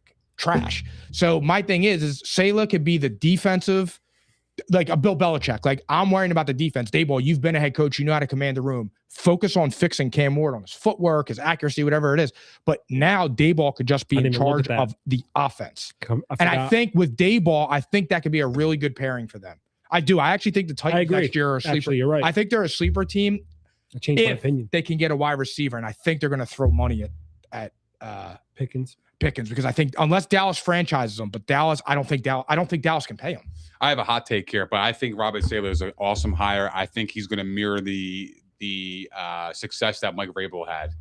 I think he's going to build the program, and I think that one of those years they're going to go deep in the playoffs. I said because they're going to play good defense, and they're going to run the football, and they're going to that's just how they need a running. That's going to be their identity for years to come. But like you said, Daboll is an awesome hire, man. Like I think Pollard had the season he had, though, because of that fucking line. It stinks. Yeah. They didn't have anybody to open up the field. I still think Tony Pollard can be a starter there, but you definitely need to get an offense. You got to get your line. You need to get a wide receiver. You need to upgrade the line a little bit. Yeah. But I forgot about the ball, and so I changed my opinion. I think it actually is a really good hire. I think it's great, man, because I think that Robert Saleh has like that shit you can't teach. Like, he just looks like somebody that goes in there and commands a fucking room. Like, you watch him. He's got that bald, shiny tan head. Yeah, like bro. Yeah, you're ready to go. Yeah, bro. And so, like, you see that, and you're like, all right, that's ready to go. We're ready to go. And then, like I said, now he doesn't have to wear, like, he has a veteran coach now coaching a second-year quarterback. Players saw that too. Yeah, man. Like, you just get it, man. And Daboll chose to go there to work with a young quarterback who he sees potential in. Like, he got Daniel Jones to the playoffs. Not great. I know Daniel Jones threw 15 touchdowns, whatever. But Daniel Jones played all right that year that they did that. And then after that, I know it was rough. But the Giants, man, are just a disaster. The Giants overall were a problem. It wasn't all on Daboll. But I think Daboll going there really changes the fortune for Saleh. And I think Saleh was fucking going after him hard because he needed him. He needed a seasoned guy, man. That was the Jets' downfall. Aaron Rodgers fucked that up, bringing in Nat Hackett. The Jets' failure, a lot of that is on Rodgers. I would be wary to be a buyer on Pickens, though. So I would never pay him. I mean, I told you before. Wait, let me ask you a question. Would you agree with this statement? George Pickens is better than Devontae Smith, right? Yeah. But you would rather have Devontae Smith over George Pickens. And I said, like, personality-wise, head case-wise, you don't have to worry about problems. Do you think that's an accurate statement? If I have A.J. Brown on the other side of the ball, or just wide receiver one? Just in general. I don't know, bro. Pickens is a fucking beast. No, I know. And I love Devontae Smith. Yeah. I'm just saying, dude, I'm not worried about Pickens. I get what you're saying. I'm worried about Pickens' head case. Like, he just, like, there was a few games last year at the end of the year where he was dogging it, man. He wasn't. Look, I get it. Like, don't let that deter you from what he did all season. But when you're paying him AJ Brown, CD Lamb, and Adams and Justin Jefferson and Jamar Chase money, like, you can't be seeing that shit. I don't know. But I'm a buyer beware with him because I just feel like somebody's buying him now. I don't think he's a leader per se. Right. You know what I Poor mean? leadership. Thank you. But that also, was a much simpler way of saying but it. also, Titans went all in last year on a wide receiver with Calvin Ridley, and that didn't pan out either. So they might have like some buyer's remorse there with that. So I don't think they want to put scare them off. In my opinion, I think that because Tennessee has a lot of money in the cap. Tennessee go get well. That's why I said they're going to be able to throw money at Pickens, or can Saleh go get Ayuk? Because Ayuk, and I think Ayuk is ass. But do you think Ayuk that he'll go try and get Ayuk because Ayuk didn't play? He doesn't want to play for the Niners. I mean, that's a possibility, but I don't know because Robert Saleh was just there, and the way that things rubbed off the wrong way, I don't think he wants to create that in his culture. I got you. You're right. He's a brand new. You know what I mean? You're right. Like, I'm looking at guys like Alec Pierce. You know who also would be good there? Romeo Doubs. He's a free agent this year. Like, I think he would be all right. You know what I mean? Doubs would be good. No, he can play, dude. He's fucking good, bro. Yeah. Like, dead ass. Like, I think he's a solid player. Yeah, so do I. But Alec Pierce, a guy who could stretch the field a little bit, but they already had that in Calvin Ridley, so they need somebody consistent. So I think they're going to go towards the draft. But they also have $104 million, $105 million going in the offseason. There's a lot of trade partners out there. Yeah. I don't know. I mean, I definitely feel like if there's a disgruntled wide receiver, they're going to look at it. Yeah. You know what I mean? I don't see why they wouldn't. So, but I think Tennessee's a work in progress. I think they're 2-3 years away. Who? Tennessee. They're probably about 2 years away, 2-3 years away from making some serious I think noise. they're a good draft away. A good draft and a good offseason from being formidable. Their offense worries me though, because like when I watched Cam Ward this year, I mean, obviously the offensive line was garbage, but like that's not going away in one off season, you know, unless you grab every single the best free agents across the board in the offensive line. Yeah, like that's just not. Sure. Well, I definitely think they're going to be active in free agency. Oh, absolutely, they have no choice. Yeah, so, like, I mean, if you're gonna do what the Bengals did to Joe Burrow, then best of luck, because you can look right in Cincinnati and shows what happened when you don't build your offensive line. And like last year, like Tennessee, they were sellers at the deadline because I think they were preparing for this year. Yeah, because like you just mentioned it, dude. They have the most cap in the NFL. 105 million. Yeah, bro. They got crazy. They got big money to go get players. Yeah, they can afford to overpay a little bit, and it's the smart thing to do with Cam Ward on his rookie deal. You got 3 because he's going to want an extension if he turns out to be something. But you got 3 more years of that window. That's why it's so fucking hard. Like that's why Buffalo was struggling the past 2 years. That's why Dallas struggled. Dallas got lucky because they traded a 3rd-round pick because Pickens wanted out. But that Dallas and Buffalo, that's why they're struggling to get players. Their quarterbacks are $60 million cap hits. Like, it's hard. It's hard to build your squad. That's why you try to win on that rookie deal. Look, the reason the Broncos are the perfect example. The reason the Broncos were able to get where they are now is because the Russell Wilson, it never affected them because they nailed Bo Nix. I'm not a Bo Nix fan like that. Like, I don't think he's a superstar, but he's adequate enough to play quarterback. Yeah, I like Bo Nix. You know what I'm saying? Yeah. I like Bo Nix. They also have weapons, though, too. Yeah, they have Cortland Sutton and all that. But Cortland Sutton, when he got paid like modestly. He didn't go and get $50 million a season. Like, I guarantee you George Pickens is looking for $40 million a year. Yeah. I know he wants to get paid as a 1, bro. He was fucking incredible last year. Yeah. He had 1,500 yards and 10 touchdowns in a contract year in Dallas next to CD. I mean, bro, you can't ask for much more than that. Like, good for George Pickens. Like, Jerry and them probably didn't want him to even do that. They would have been cool with a more casual 907 touchdowns because now he doesn't have to, he could get 30. He could get the Devontae Smith deal instead of an A.J. Brown or a Terry McLaurin at 35 and 40, bro. When you start paying them that, it's a lot of fucking, you can't do that with Dak making 60 fucking million. Yeah. I just don't, I'm a buyer's beware with him because especially if you're trying to create a culture in Tennessee. Yeah. I don't know if I'm going to bring young that guy. Quarterback, a second-year quarterback. No, I'm with you. I think it's a bad move. I'm worried about that. Yeah, I'd be worried about that. Dude. But we'll see. I don't know where Pickens is going to go. He's going to be franchise. Very interesting. He's going to be a franchise tag. Probably. 100%. That's going to lead to more off-season drama. Yep. And it's going to lead to the same thing with Dallas, dude. And then Dallas, they're going to be 5-5, and it's going to be here they go. I do think, however. A top 10 wide receiver this year is going to be traded in the offseason. He might go to a shitty team that just is going to pay him, and he don't even care. I can see the fucking Saints. Yeah, the Saints. Oh, let's see what the teams with the most cap it. Teams I don't know. Jalen Waddle's getting traded this year. Yeah, 100%. Somebody's getting Jalen Waddle. Could go to the Jets. Oh my God. Wilson and He'll be Jalen miserable Waddle. over there. He'll be miserable. Nah, bro, they got the Raiders. Who the fuck? Oh no, my God, Aaron Glenn. He's the worst fucking coach in football. What about Pickens with the Raiders, guys? With Bowers and Jeanty? Oh no, that'd be the worst possible Mendoza? destination for him. That would be the worst possible. He actually might like that because it's a rookie quarterback. With Kubiak? That would be the worst possible destination. Why? You're gonna let him go to Las Vegas? Oh yeah. That's true. He's gonna be doing coke off a stripper's ass. True. That's Hold on, true. wait a minute. Didn't him and CD get suspended for missing curfew in Vegas this year? Yeah, never mind. That would be a send him there. And you want to do that with Fernando Mendoza? Could you imagine if Fernando Mendoza starts talking like the way he talks to George Pickens? I can see him. What the fuck you say, bro? Like, I can see him now with his little fucking mask on and shit. That's interesting. Yeah, I don't know. What about Seattle? I was thinking that, but they got a good culture. They got 73 million in cap. They got but that's crazy, cuz that's fucking nuts. Yeah, but their culture is so much. Seattle, man, that's gonna get eaten up though, because Sammy. He's already on the contract though. Oh, he got 3 years, right? Got 3-year deal. Got 3 years, and I think he's cool with. And what JSN's got 2 more under his rookie shit. Probably one more, I think. One, okay. Oh yeah, because he's got 3 more, but he's gonna get extended. Well, he's gonna get paid. He'll get extended, yeah. He's gonna get fucking paid. 45, probably 47. That dude's a baller, cuz. I don't know though. He might not want to go that high. He doesn't seem like that. He seems like very reserved. Jackson Smith and Jigman. Like, he's somebody I root for because like he's awesome. He fucking is good. Like he's not. Guess Like what? I want $50 million if I'm him. Oh yeah, he's worth it, dude. Yeah, probably. He's fucking incredible. You want your fucking money? Okay. Yeah, I won't go there. Do you think Kubiak goes to the Raiders? Yes.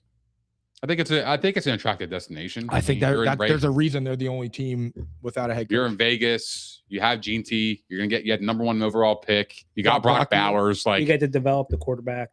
They just got to find a wide receiver. Yeah. And I think that's like the biggest thing because they traded Jacoby Myers last year to Jacksonville. So like, and he was their best. You got to get that dude. That's another team with the line. Oh my God. Yeah, they need an offensive line. Absolutely. Bunch of Corey McShane's on that line. That was sorry, bro, if you're watching. But. What head coaching hires are you guys most excited about? Harbaugh. I'm excited to see what he does with that team because I believe in the Giants, bro. They've had so much unfortunate games lost last year. I don't think a lot of people understand that. Like 7 games they've lost by 1 score, 5 games leading in fourth quarter and lost.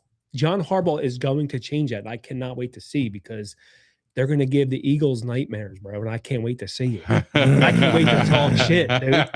I can't wait. You're a Giants fan now. You're unfucking believable. A Giants. I'm in the same boat. I think Harbaugh. I thought about Minter and Salah, but Salah, it's really because of Dayball is why I like that. Because I hated it at first. I thought it was a huge mistake. But I would go John Harbaugh because I think, like I said, for a franchise that needs leadership, how could you get better? Mine's Joe Brady. Just because your guy. Well, here's the thing. I want to see Josh without McDermott just to see what happens. Yeah. Right? Like I'm excited about that's what I mean. Like you like that's fresh. Like that's awesome. Like, yeah, I love Josh Allen. I believe he's the best player in the league. Really? I didn't know that. Well, I'll have to say it again. Yeah, say it. Let me know. I didn't hear. He's the best player in the league. Yeah, absolutely. So how many times he played in February? Oh, well, I wish he played more than 0. Yeah, good answer. There we go. I wish he played more. Yeah. But yeah, I'm excited about that just because like I feel like this is the first time Josh Allen's not with McDermott. I feel like it's going to be a new culture, a new voice. Like I'm excited about that. Like I feel like it's an offensive coordinator, it's an offensive mind. And I don't know, man. I just feel like it's going to work because again, he was the offensive coordinator last year. Josh knows the system. There's nothing changed in terms of that, in terms of the game plans or anything. So like, I just think that's new voice and it's going to spread throughout the locker room. And I want to see how things shake out. You know what I mean? I see it. I get it. So I do like the move. I really do like the Joe Brady. What hire do you guys think has what? What is it? The one you think one and done? So, yeah. So who do you guys think that has the highest probability to be one and done?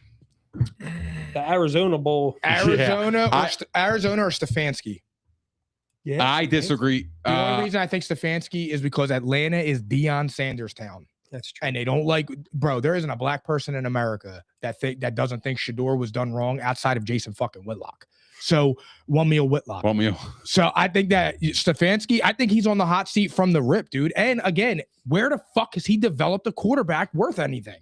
I just feel like Stefanski's got a lot working against him here, dude. I really do. Like, I think his respect level is a lot higher than it's going to be if they're 4-6. You might be right because of the talent and like kind of where they were at last year, where they had a chance to kind of. They just needed a coach. Arizona. I don't think Arizona really has. They're like, okay, well, we have somebody now to call the plays, and I don't think we expect too much. What team on here? Yeah, I agree with that. What team on here has expectations?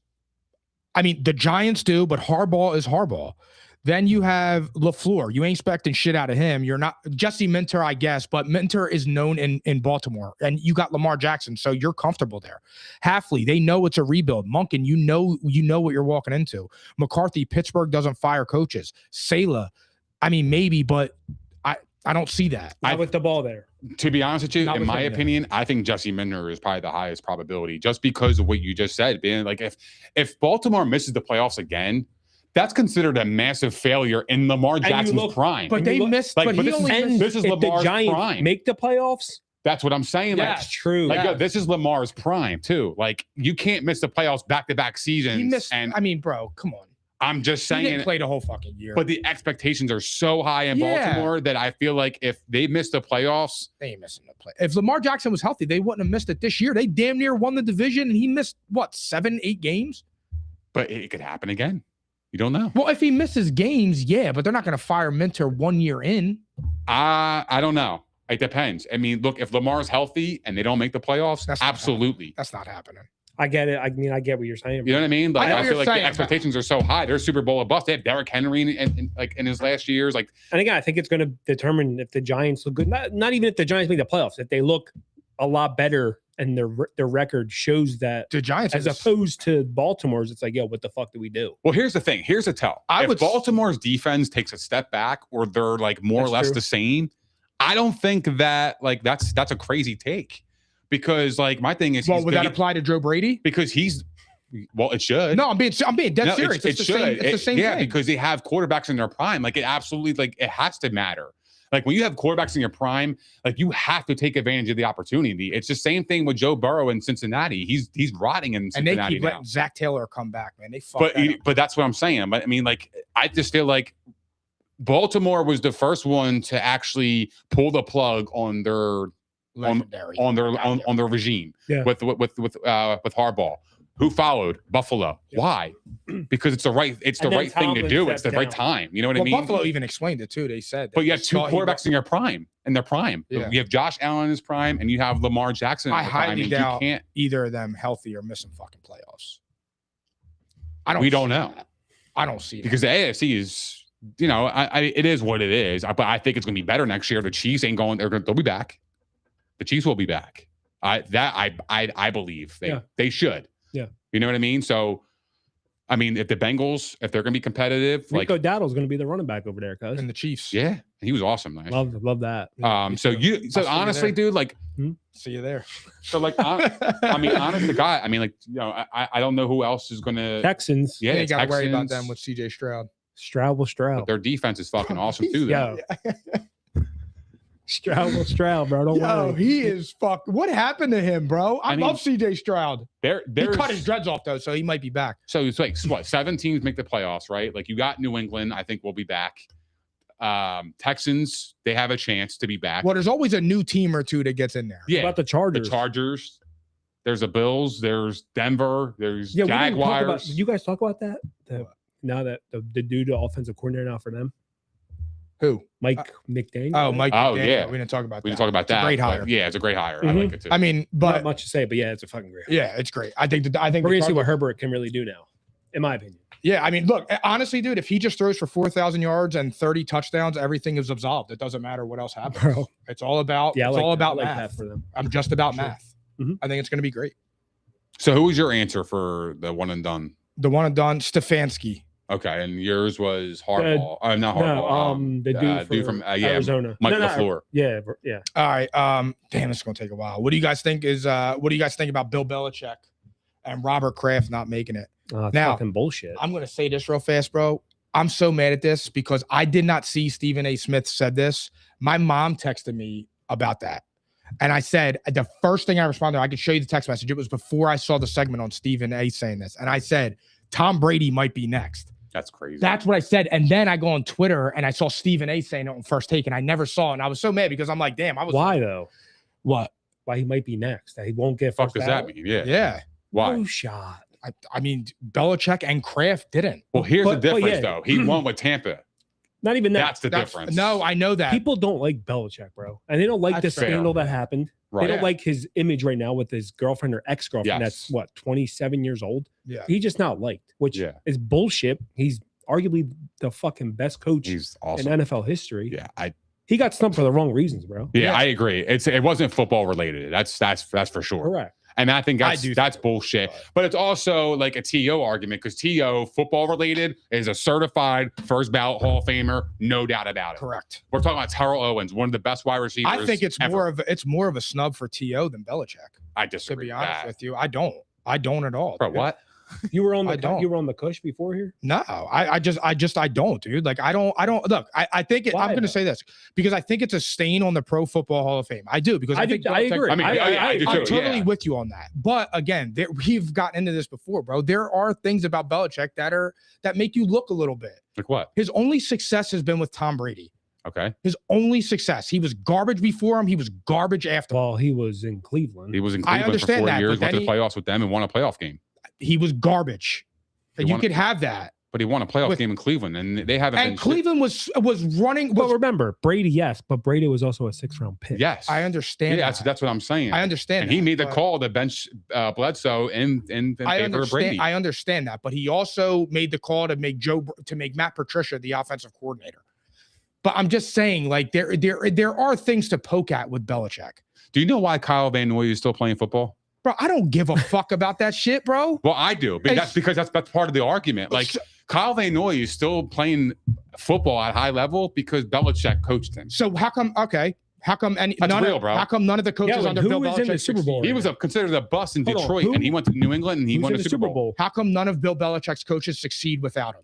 What do you mean? Is Mike he a Vrabel. good teacher? He was Mike- he was a player. Yeah, he wasn't a coach.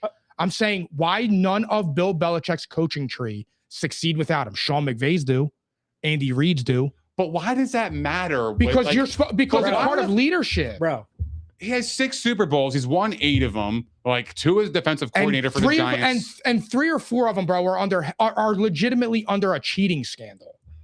But I'm just saying you can't ignore that. I'm not saying that that's the right. I'm not saying what they did was the right move. So I'm saying there are 2 sides to it, and I do get it. Like, he legitimately was cheating, bro. That's not But every made-up coach, but story. a lot more coaches were doing it than But advertised. bro, That's where everybody's wrong. No, because he got caught. Everybody has done it though. Okay, and maybe he was the only one that got caught. Correct. But after That's he right. got fined, he did it again. Like what? In 2011, he got caught doing Spygate again, and then the scandal with the deflating the fucking football. Like, That's those are, bullshit. No, that's where you lose me, bro. That Deflategate shit has nothing to do with Belichick. I had nothing to do with dude. I work for the NFL. There is no shot in hell the head coach had anything to do with deflated footballs. I'm telling you right from experience. But here's the thing. I have to go off of what I already know about Belichick, that he's already willing to bend the rules. Bro. So if the other voters are in there thinking like that, like, those are things that you can knock him for, whether you agree with it or disagree with it. Yeah, but those these are valid. But these voters, they do not know anything it takes to be a coach, even a fucking I agree player. with you. I agree And with you. to me, it's completely unfair that they even get a say in who goes into the Hall of Fame. I get It should that. be a board of ex-players. Correct. I agree with that. I totally agree, but we should have seen this coming. And the reason I say that with T.O., I mean, you can see them be petty. They didn't like T.O.'s antics. So what do? You hold him out of the fucking Hall of Fame.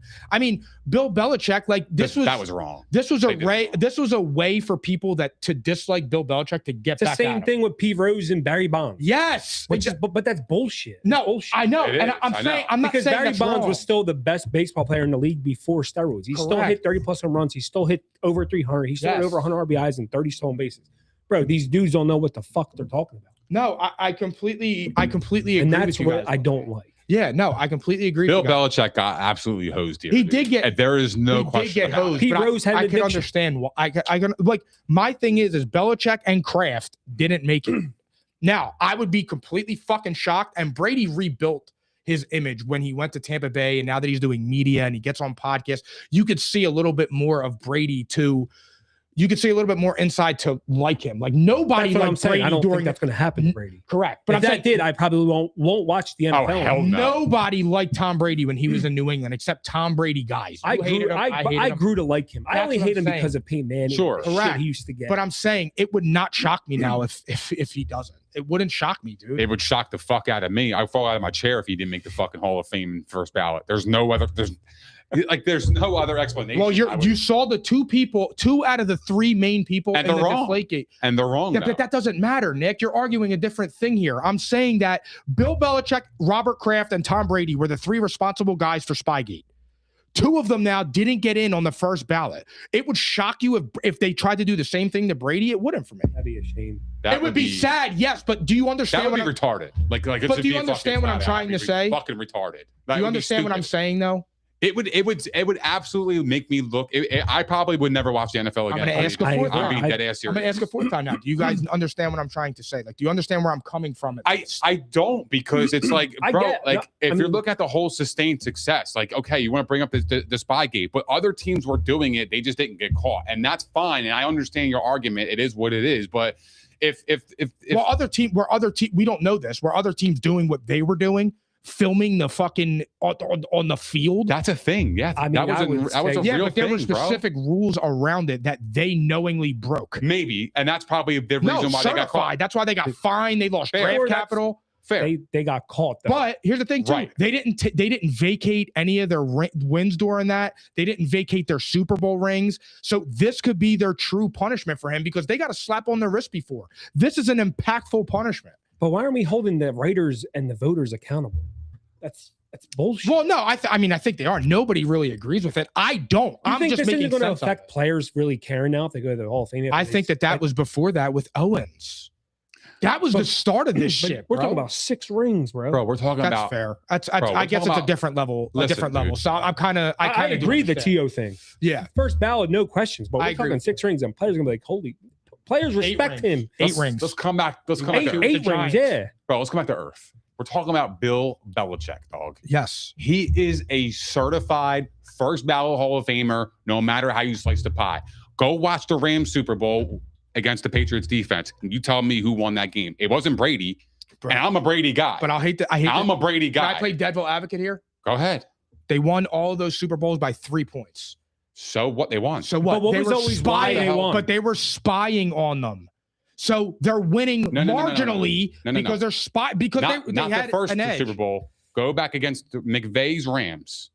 They were the highest scoring offense in the league that year. They won toe to toe with the Chiefs. Remember that fucking 50-point game, both of them, right? That's the same offense they faced in that Super Bowl. You couldn't tell that offense didn't do shit against Bill's defense. Ain't it weird the They didn't quarterback do- got all the credit for that when the defense held them to fucking 3 points? It's so weird how that But works. that's my point. What are you talking He about? coached the defense. He I coached- legitimately he coached- said What? that Brady didn't win that. No, that was a fucking brilliant. That was an performance. awesome. That was a mastermind performance. That was actually the best performance of Bill Belichick's career. I'll say Yeah. that. That was the best ever. That was a Brady masterclass. gets all the flowers, but every time we talk about when there's an argument with Brady, we say, well, his defense won him. Yeah. Who coached the defense? Bill Belichick. So that, I mean, Yeah. what are we talking? Yeah, I know. that's what I'm saying. Like, I know. I just shit rolls downhill. I agree. And I think Brady rebuilt his image where Brady got more liked as he got older. Bill Belichick was the opposite. Bill Belichick was hated more as he got older. because he never cared to be liked. it's true. Yeah, but He never cared. Look at his presence in the media. He didn't give a fuck of who he talked to. But he again, was that's short and sweet. That's what. there you, fucked but up. this is That's what happened. Yeah. You can't be a jerk off to people But repeatedly and then look for people and then look for your spot in the Yeah, Hall of Fame. but again, that also shouldn't dictate him That getting has to the nothing to do with football, though. Like, you know what I mean? Like the X's and O's of the game. Like He if you went said- out. He went out bad. He went out sorry, dude. I think he got hosed, and to me, there's no argument in my world that exists where Bill Belichick is not a first ballot Hall of Famer. I get it, and I'm with you. That's just how I strongly feel that. I'm only justifying. I'm rationalizing why it could have happened. I get it. Yeah, no, I That's- completely There's get a it. reason, and that's probably the reason. And I understand, There's but no like, way that's not the reason. Let me preface by sickening. saying that there's no way that's not the reason. Yeah. You know what I'm saying? Like, there's no way possible that's not the I reason. agree with that. There's just no way because there's nothing else you can point to. Like, I've trolled and said the funny things about he wasn't shit before or after Brady, whatever. But I mean, there's no denying what he is to football. And this goes back to like even the Phillip Rivers thing. You can't tell the story. Like, can you tell the story of football without that subject? Tom Brady, no. Bill Belichick, no. Peyton Manning, no. Those are Hall of Famers. Robert Kraft, no. Like they got hosed, No, bro. man. Like you they're talking part of about, history forever. You're talking about a team, man, that dominated they were a a fucking league dynasty. for 20 years. They had 2 separate dynasties. I mean, They didn't win. They went 10 years I without know, winning. and they were still awesome those years. They just didn't get it done. That's what I'm saying. But a lot of people don't even realize that. Like they won a Super Bowl in 2004 and didn't win again until 2014.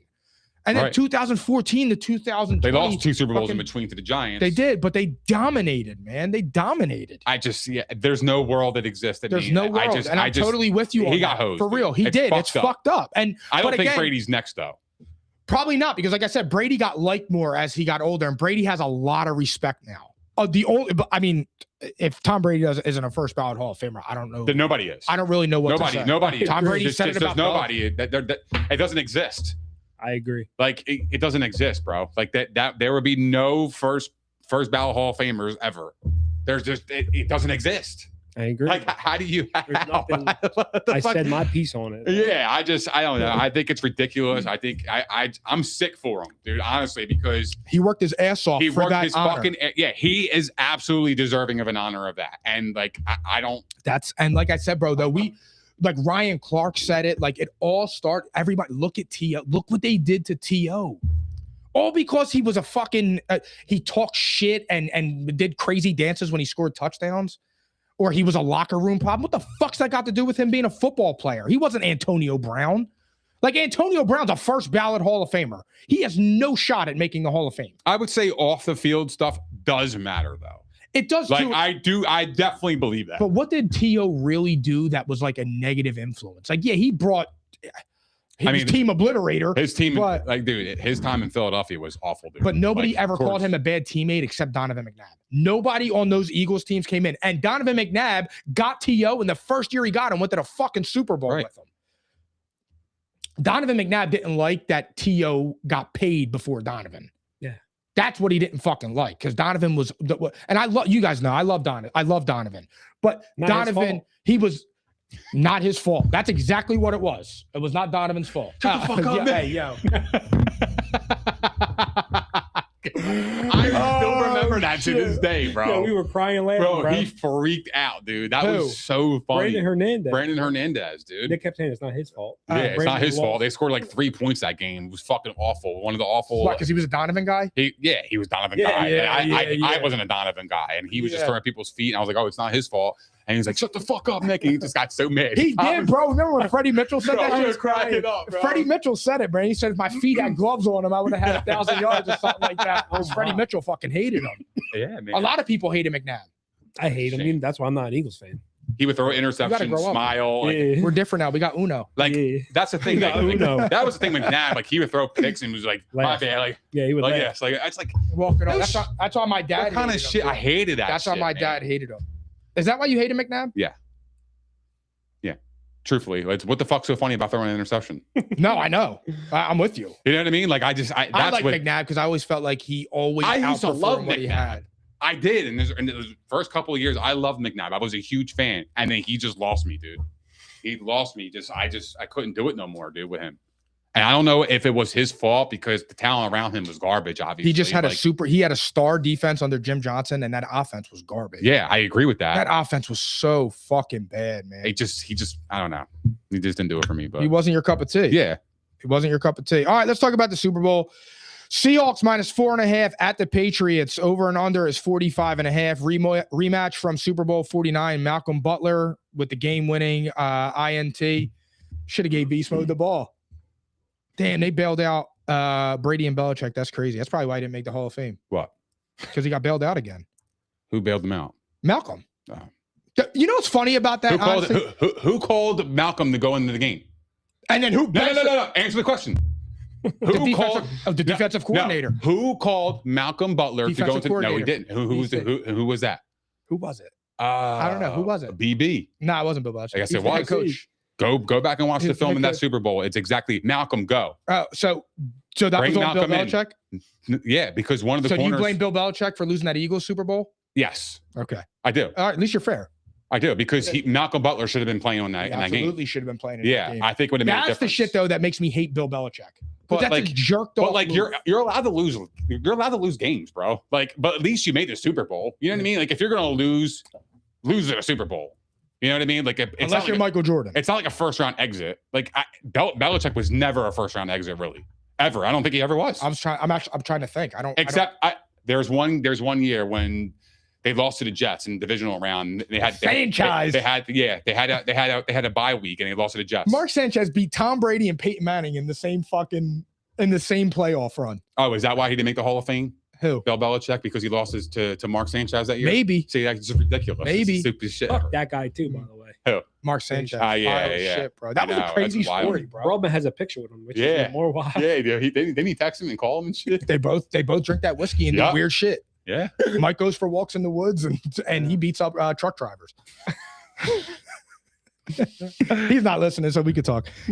All right. What's your favorite part about the Super Bowl? The commercials, cuz I love the commercials. If you know me, I'm a goofball. It's just who I am. I like laughing. So whenever last year, I remember, bro, last year's commercials were friggin' awesome. And it's like, from what I can remember, they were the best commercials that make me laugh in a while. So I'm always interested in seeing the next commercial to see if they can, they're funny, they're enticing. And I love that about the Super Bowl because it's different every fucking year. I got the weirdest thing about the Super Bowl. I had the same answer. The commercials? Yeah, I'm different. I like hey, you want to see Bad Bunny? I'm cool on that. I'm gonna be turning into a Turning Point USA to watch Kid Rock celebrate America. But my favorite part about the Super Bowl is after.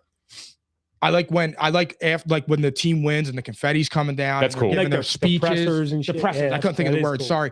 I like seeing them after because I think that is where you get I like that in college. Football players in their most vulnerable state. You see them cry. You see them like I don't know, man. Like last year, maybe it was because it was my favorite team, but like watching Hurts and Sirianni and Kelsey a few years ago, like watching them go through that. Like with their family and shit. Yeah, bro. Like you saw the picture of Kelsey with his kids on there and his mom and like. Yeah, bro. Like to me, that is fucking amazing because how many do you know how hard that is to do? I mean, we don't because we don't play football, but I'm saying like that is the hardest thing to do in sports. And you need so many things to fuse together. You need luck, you need talent, you need mental strength to get through that. You need coaching, you need flags to go your way, penalties. So after you get through all that and you win and you're watching them give their speeches and you see the MVP and they raise their hand, they're fucking hysterical crying. Like, I think that's awesome.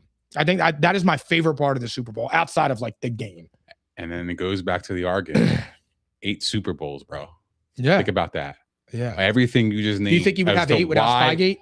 Just listen to me. Everything you just said, that to get to the Super Bowl and win the Super Bowl is amazing, bro. To have 6 of them things is crazy, bro. Well, 8 of them. Well, 8 of them. If you want to count 2 as defensive coordinator. Yeah, I get that. Do you think he would have 6 without Spygate? Yes. You think he would win all of them? So he didn't need it? I will say, though, this is one thing. They would have won more if it was real. This is one thing I want to say. They would have. Fuck out they here. would have won like 8 in a row. It was real, if bro. They had everybody's signals, they would have won 8 in a row, bro. Real, Are you fucking crazy? It was real. He was fined and they would have won 8 in a row if they knew everybody's signals. Fined. They would have won 8 in a row. Fined. 8. Fined. 8. Yeah. They would have, dude. Hold on. I will say this though. I don't know why they did it because they didn't need it. They were already dominant. Greed. But I'm serious. It was probably greed, but they didn't need it. Upper hand, bro. And your division sucked. Like that whole run, their division was horrible, bro. For real, I'm serious. The AFC East was trash that entire run. Anything. It's just anything to just try to diminish the greatness. That's all. Was it not that? The division was trash. The Spygate shit, the Deflategate. Like, get the fuck. Is that not? They won 45-7 in that Deflategate game. There's no football I don't care about that was inflated or deflated that was ever gonna fuck with them. Do you ever argue the correct point? Yeah, I just did. No, you didn't. How didn't I? Because I'm saying that's what they're using against him to diminish him. But I'm not diminishing him by saying the AFC East blows. But you are diminishing him because you just said how many Super Bowls would he win without Spygate? That was a troll job. But I don't know about now, that. But how you know I'm not trolling? Is that a fair question? What? What's fair? Is it a fair question to ask how many if he would have won less Super Bowls without Spygate? Yes or no? It's a simple. I would say question. no because we don't know the extent of it. No, because you rooted for Brady and you were a Patriots fan during that, so you're biased to that. I'm not biased but to it. I just said that if you cheat, it is a reasonable, objective take to say you would not have had that success without subject. Okay, so then why did you mention Deflategate? Because it was part of a scandal after Spygate, and after you had Spygate be proved correct, you don't get the benefit of the doubt in Deflategate. You just don't. There was a reason that Tom Brady went to the Supreme Court with it. Of course, because he was innocent. You ain't going to the Supreme Court if you're not innocent, bro.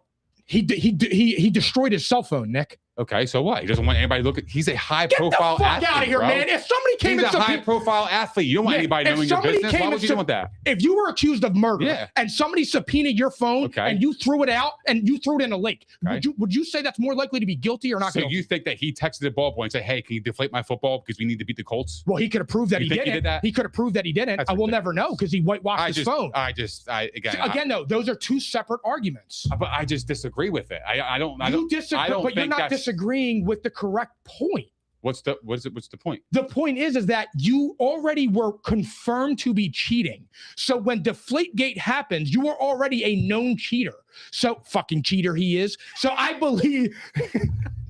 I just thought of that shit. So if that happens, the benefit of the doubt, you're kind of looking sideways. That's all I was saying, bro. So then you should look Tom Brady sideways forever. You should. In the early years, yeah. In the early years. What about now? No, I don't, because he came back cheating, after that. Well, yeah, but there were no scandals around the Buccaneers.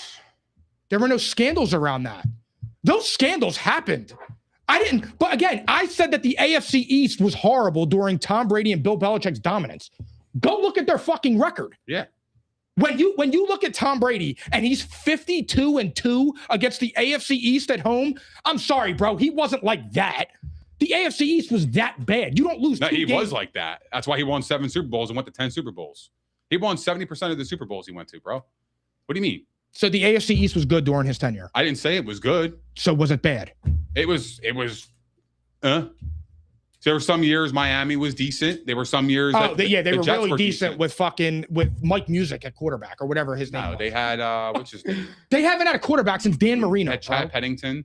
Oh, after he got cut by the Patriots and cut by the Jets. He didn't go to the Patriots, Pennington. The Jets, excuse me. The Jets, yeah. Yeah, he was horrible. Chad Pennington stunk, cuz. He was okay. Not when he was with them. And he had A.J. Feely and Matt Moore. That's who it was. Horrible. They haven't had a quarterback. I can't remember the quarterbacks. If they were any good, you would remember them, bro. Jay Fielder was one of them. Stinks. What was it? Jay Feely. No, he was a kicker. I think it was Fiedler, right? I forget who it was. We got to go back to that. But the AFC East was bad during that run. Donovan McNabb. The NFC East was trash during his run. But how many teams were that good though, bro? Like if you look at the parity between today's NFL versus the early 2000s, it's a completely different landscape. I know that, but there were. Do you agree, Tom? But I think there's more better teams now than there was back then. Like, it was always the Patriots, the Colts, and the Steelers, no matter what. Yes, but no matter what, it didn't matter who the fuck. The Chargers because of Rivers. Yeah, and the Chargers, but they never went anywhere because it was always the Patriots, the Steelers, and the Colts. With an occasional drop, and the Broncos when Peyton went there. But look at the quarterbacks that went there. It was always Brady, Manning, and Roethlisberger, and then Flacco was also. But this is why I don't think that Patriot, even when people were talking about it with the Chiefs, the Patriots had the perfect storm for a dynasty. They had Bill Belichick, they had Tom Brady, they had Josh McDaniel, they had an awesome owner in Robert Kraft. They had a weak division, which is important. Like Mahomes isn't going to have that for his entire career. Like, and I'm not, again, you could, if you want to say I'm taking shots at Tom Brady, that's fine. But the AFC East for the majority of that 20-year run was absolutely awful. And all it did was aid and benefit them to rise more. Now, it was 6 games a year. So do you think the Colts having a weak division in that time frame benefited them? Because they were going 14-2 every year. Yeah, but they also had easy. They were a guarantee 14-win team no matter what. Yes, but it's also a little bit different of a circumstance. Why? Because Peyton Manning had an Eagles level offense and also had a shit defense. But I'm talking about their division. Yes, it absolutely aided that. Right. But the difference between the Colts and the Patriots was the defenses. If you go put the Patriots defense on that Colts team, yes, it's the same dynasty. The difference, because they both were in bad divisions, the difference was the defense with Bill Belichick. I'm not taking anything away from that, but that's exactly how it was. Peyton Manning didn't have any competition in that fucking division. That's not a knock on him, but that's why those. It shouldn't be because again, the parity of teams is so different. That's what I'm saying. I'm just saying it was the perfect storm with the Patriots, and they benefited from a weak division. I never bring up the division just because of that reason. Like you play who's on the schedule. It is what it is. And like sometimes they're trash and sometimes they're not. But we've seen the NFL evolve over the last 2 decades, Mike. You know what I mean? Like if you look at the talent across the, like, even kids coming into the league now, their athletes are 10 times better than they were back in the early 2000s. So it's like teams are already getting better by the draft. Whereas back then, it wasn't happening like that. Like, if you found the Brady, holy shit. If you found the Phillip Rivers, holy shit. If you found the Peyton Manning, you were golden. But the same, dude. I mean, like, the same could be said for you McNabb, were golden. though. You were golden for the next decade, no matter what. Like, it didn't matter because the parity, again, was a lot less than it was today. Yeah. And that's how I see the game. You know what I mean? Yeah. Like, it's always the same 4 teams competing in the AFC year in and year out. We know Now that. you don't We used to watch know. it all the time. Yeah, Now you don't know. It was always, again, the Steelers, the Ravens, the Patriots, and the Colts, and then Denver when Peyton went there, respectfully. You know what I mean? So, like, that wasn't until the 16th. That was in the early 2000s. Exactly. Early, you had Rivers drop in there a little bit. McNabb kind of dominated the NFC. Yeah. Well, not kind of. He did dominate the NFC. But for 5 those years. 4 or 5 teams dominating the last 2 decades tells me everything. That about also goes for the Eagles too, though. Donovan benefited from a shit. The Redskins, awful. The Giants, awful. The Cowboys, like, were running out there with Drew Henson. They were awful. Yeah, that benefited Donovan McNabb. That benefited him. You had fucking 4 or 5 wins a year off rip because your division sucked. Yeah, but I don't know. Maybe I think I'm taking it as like you're like diminishing it. No, a I'm little saying bit. it's beneficial. It was beneficial for that quarterback. Like, you're not, like, nobody could sit here and say that like, I don't know, like, go drop somebody in there. Like, Josh Allen, he's been dominating the AFC East, right? For the last, before this year, for the last 6-7 years. He's not anymore. 5 years, maybe. And Drake May's rise just put a fork in that. You It's have 1 2 year, shit though. teams. Yeah. And you could be right. But I'm just saying, if now you have Drake May up and coming, now that makes it harder for Josh. Because now Josh has competition within his own division where those games are a lot more important than they were. Because Josh could always count on 5-1. You had 5 wins when your schedule came out because you knew your division sucked. So it helped. It helped Patrick Mahomes. The AFC West just got good. Correct. But that's the parity. That's what I'm saying. Like the rise in talent in today's NFL, plus the salary cap era, is allowing teams that won 4 games last year to go to the Super Bowl next year. Yes. You know what I mean? Like, Exactly. it's just a new era of football. Like, it wasn't like that when we were kids. Yeah. Like I said, it was always the same 4 teams that made it to the Super Bowl or the AFC Championship game or whatever. They were always in it. You knew who was going to be in the end. Mm-hmm. It was just the NFC you didn't. NFC was always the wild card. It was so many teams won. Tampa Bay, the fucking Panthers, like the Bears went there. Like, everybody, Eagles, the Cardinals, for fuck's sake. You know what I mean? They went to the fucking Super Bowl. You know what I mean? Like, it's just, it was random. And who do they play? The Steelers. Exactly. Like, it's just the Packers.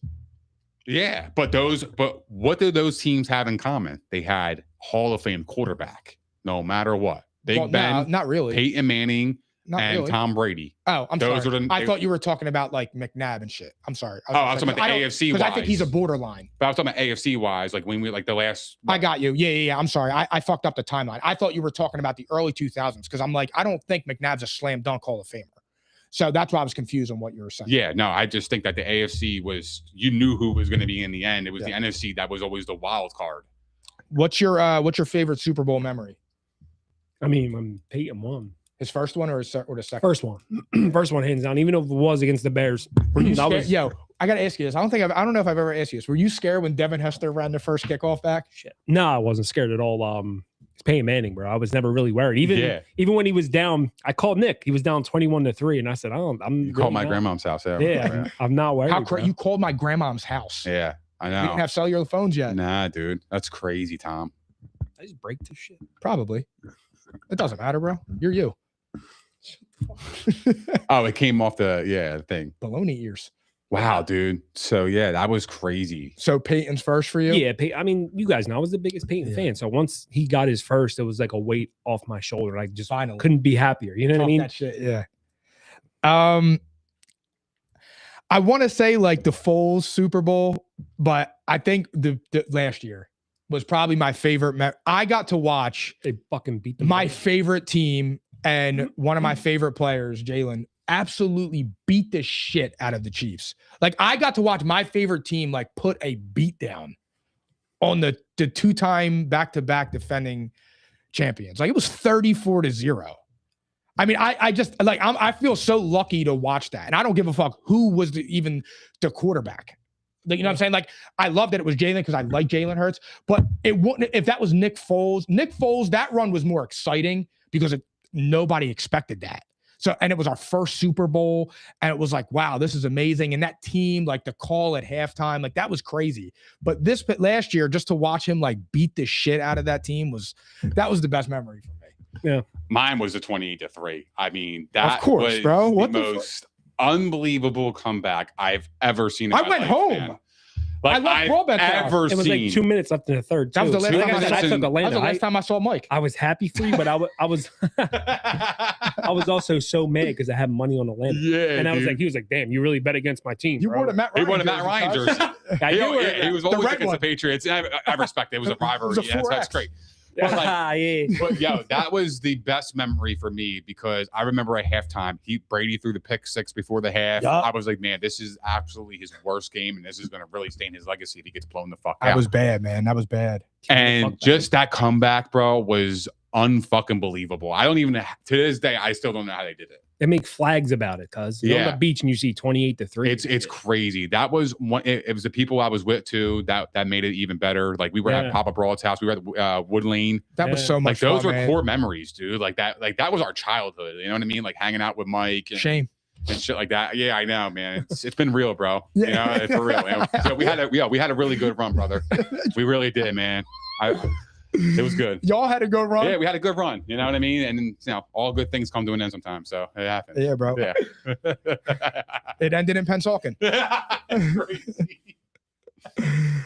Nah, it's all love, man.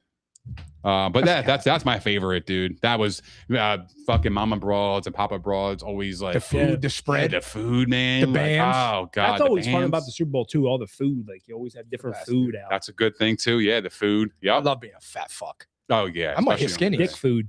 Yeah, dude. Dick food. What's that? You gotta have a dick to enjoy it. All right, so let's shift to the game here. All right, prop bets. There you go. I'm not like a huge prop guy, so I like stupid shit like coin toss. Is it going to be a punt on the first drive? Will the first thing be a touchback? Like last year, I was up like 350 with this dude after the kickoff. Yeah, we won the coin toss. We won the coin toss. The first thing was a touchback. I was betting shit. I didn't even know what it was. I didn't even know you could bet it. I like betting the Gatorades and shit. I like fun shit like that. But I'm not a huge prop bet guy. Whenever I do, like I'll be betting them on Sunday, but it'll just be telling this ridiculous type of shit. What like you have your favorite props? Is there any prop bets you like this Sunday? Going any props I like? I haven't looked yet. I like looking a little bit later on in the week, like a Saturday, to see where all the lines are, the juice is. That's what I try to read. I do like. I know it's crazy to think. I like a ladder for Travion Henderson catches. So him to get 2 catches, 3 catches, 4 catches, 5 catches. I think they're all plus money. I think it's good to even at 2. Even at 2, yeah. Just because you haven't really seen him in the playoff yet. Yeah. And I could see Vrabel and their coordinator doing some weird, crazy shit. And you got to think Drake May's going to want to get the ball out of his hands quick because the pressure from the Seahawks. I like his rush attempts too. I like Drake May over. I think it's like 6.5 rush attempts. I think that's a solid bet. Yeah. I haven't really looked. You know what I mean? I do like a defensive touchdown, big plus odds. Kick returns, you're going to get it special team / defense. I think it's good to sprinkle a little bit on that. Yeah. I do like that. Remember the one prop bet, the Denver and Seahawks Super Bowl where it was like plus 50,000 was a safety, was like plus 50 bands. Once that happened, I knew that's the first time I ever said, "Yo, we're done." Yeah, bro, it was over. It was over from the first drive, man. I've never seen a team just get beat up like that. And that was the Chiefs. The Chiefs. Was that a cold weather Super Bowl? Because that was in New York. Yeah, because they were worried about rain and shit. Yeah, I remember him wearing like a face mask and shit. And I don't think they ever played in the cold ever again. They never did that shit again. It's fucking stupid. It's fucking stupid. Yeah, you're playing for the Super Bowl, man. Go in nice weather. Nice weather. Yeah, I agree with that. Like I get it, the playoffs and shit. That's fun. You want to play in the elements and all that. But when you're talking about the Super Bowl, man, like get on a clean fucking grass even field. Playing field type of shit. Yeah, I like that. I mean, somebody was actually reporting that they were thinking about doing that for the NFC and AFC championship games. Nah, neutral fields. I'm cool on that too because You're working for home field. Yeah, you don't that want to matters. diminish. You don't want to diminish the regular season more than the shit's already is getting diminished. I agree with that. You already ruined the fucking Pro Bowl. Yeah. So, but yeah, I like Sam Darnold over 1.5 passing touchdowns. I think he's going to do really well. I think he's going to play fantastic. I like Drake May to throw an interception. I'm going to bet on that. I like Kenneth Walker's over rushing attempts. I think it's like 18.5 because I feel like Seattle, in my opinion, scares me. has opportunity to be up heavy, and I think they're That going to is feed high. him. They're going to feed him the rock. You So think Seattle's going to go big? I think they have the. If you think that, Here's the thing. put money on a ladder spread. Yeah, no, here's the thing. I think Seattle has a higher probability of a blowout than New England has to blow out Seattle. Because I don't think could there's see many ways to beat the Seahawks team. Whether it's, the good offensive, because their defense is good, their special teams is awesome, and their offense is good as well. Like, I just feel like if there's going to be a blowout, it would be Seattle blowing out New there's England, one and not way the other to way blow out around. Seattle. Literally, there's one way to do it. And that's Get to Sam Darnold. Darnold. Sam Get to Darnold has doing. the worst game. He looks like the Jets I Sam have him Darnold, throwing and 2 picks. that's too. the I only way. I actually do like the prop of 1, and I'm going to sprinkle some on 2. for Drake May. Nah, Darnold. Oh, okay. to get What? two. So I'm Yeah. the opposite. I think because I think Drake May's. That's the only way I see them getting blown out. Is if Sam Darnold just turns into same Darnold. like Like if he has one of them same games, Yeah, then that would be the only way. But other than that, they're too balanced. Like they can attack you from every which way, dude. They can attack you running the ball, passing it, fucking special teams because you got Shaheed in there. They can attack you deep. They can attack you underneath. You got JSN who runs the whole fucking route. I like his longest yard catch too. Shaheed. I think it's like, I forget what it actually is, but I do like sprinkle on that as well. I like JSN to score. I think he's AJ Barner. That's a good one. I like Jake Bobo too, like the weird shit. Like I don't know. That weird shit does happen. It a lot. just does. I remember in Seattle, they had this guy it's- Matthews. Remember it was Chris Matthews when they played New England, Over 2 and he and a had like a half. fucking 100-something yards. Over 2.5 people to throw a pass. Like over. Okay, yeah. So like a not- wide receiver or a correct, running yeah. back. Yeah, okay. I like that too. I like under. Wow. Yeah. Yeah. I think I tell trick you what, plays I are could- flying. I can see Halfback Vrabel pass. doing some trick shit. Even friggin' Klubia, whatever the hell his Yeah, name is. Kubiak. Fuck off. That's another thing too. I'm worried about Seattle in that regard because I feel like as an offensive coordinator, knowing in the back of my mind, I'm going to be a head coach for the Las Vegas Raiders. That has to distract you at some point. It did it with the fucking Eagles, cuz. Yeah. You should know that. I know, and that's what I'm saying. And I fucking hate that for the league. I feel like you should only if you're interested in the coordinators that are still available and they're still playing, they can only be contacted after the Super Bowl. I think it should be the whole league. Once this regular season ends, there should be no contract negotiations. You cannot hire a coach. Only if you're eliminated. I'm cool with it. Well, no, because I think that that's also unfair. What do you mean? Because you have more opportunity if your team's out of it. If you have your team's out of it, you have more like free time because here's the thing. But like, that's where parity comes in the what NFL. I'm Like saying. that's where I think not that's fair though. I agree. Like the Eagles did it with Jonathan Gannon. But it's the same thing though. It's like almost like you get the first draft pick of the coach, just like the same thing if you get a first draft pick after losing. You know what I mean? Like That's a creative way to look at it. So like that's how I look at it. But like my thing is that I just think that that's a big distraction, and that could actually play, into if you make New the England's playoffs, factor. you can't interview. The one unit that's being slept on, though, I will say, is New England's defense. Nobody's talking about them. Everybody's talking about Seattle's defense and how great they are, but New England has been fucking excellent. I don't care who they played in the playoffs and quarterbacks and shit. Me either. They still produced. They still shut teams down. They still made plays. They still had turnovers. Still had pick sixes. They did sacks. They were dominant. As Seattle. I in my agree. opinion. Yeah. I think the only thing I'm worried about for New England is their offense against Seattle's defense. Just because I feel like Drake May is prone to making mistakes and he hasn't looked that hot in the postseason. I could see this though, like one of them games where Drake May just turns it on. Because like everybody's talking about how he's been like kind of mid throughout the playoffs. And he has. No, he has. In fairness. I know that, but like I'm just like he wasn't required in those games to be great. So it doesn't mean that he can't do it. It's just like, what the fuck? Who gives a fuck? Yeah. So like, it wouldn't shock me if he came out and played his balls off. Like, would it shock you if he put on put on a performance in the Super Bowl, it wouldn't for me. I've seen No, because I think even after Unless the you wanna mistakes you've credit- seen, he doesn't look like he's flinched. Yeah, I agree. That's what I'm saying. Like, You it know what I doesn't. I love him, man. I think yeah. he's great. He's good, man. He's good. Yeah, I think he's great, but I think that he's going to need to play great in order to win this game. Who do you Like, think I will don't have a think- better game, Sam or Drake? I'm going to go with Sam. I think Sam's with been awesome. I think Sam Darnold, he's risen to the occasion, bro. Like everybody said, he couldn't win the big game. He's a choke artist in the playoffs, and every single big game they fumbled and this, that, and yeah, he shut everybody the fuck up, man. Because to win that division, he beat San Francisco and he beat the Rams. Yeah, back-to-back games to win the division.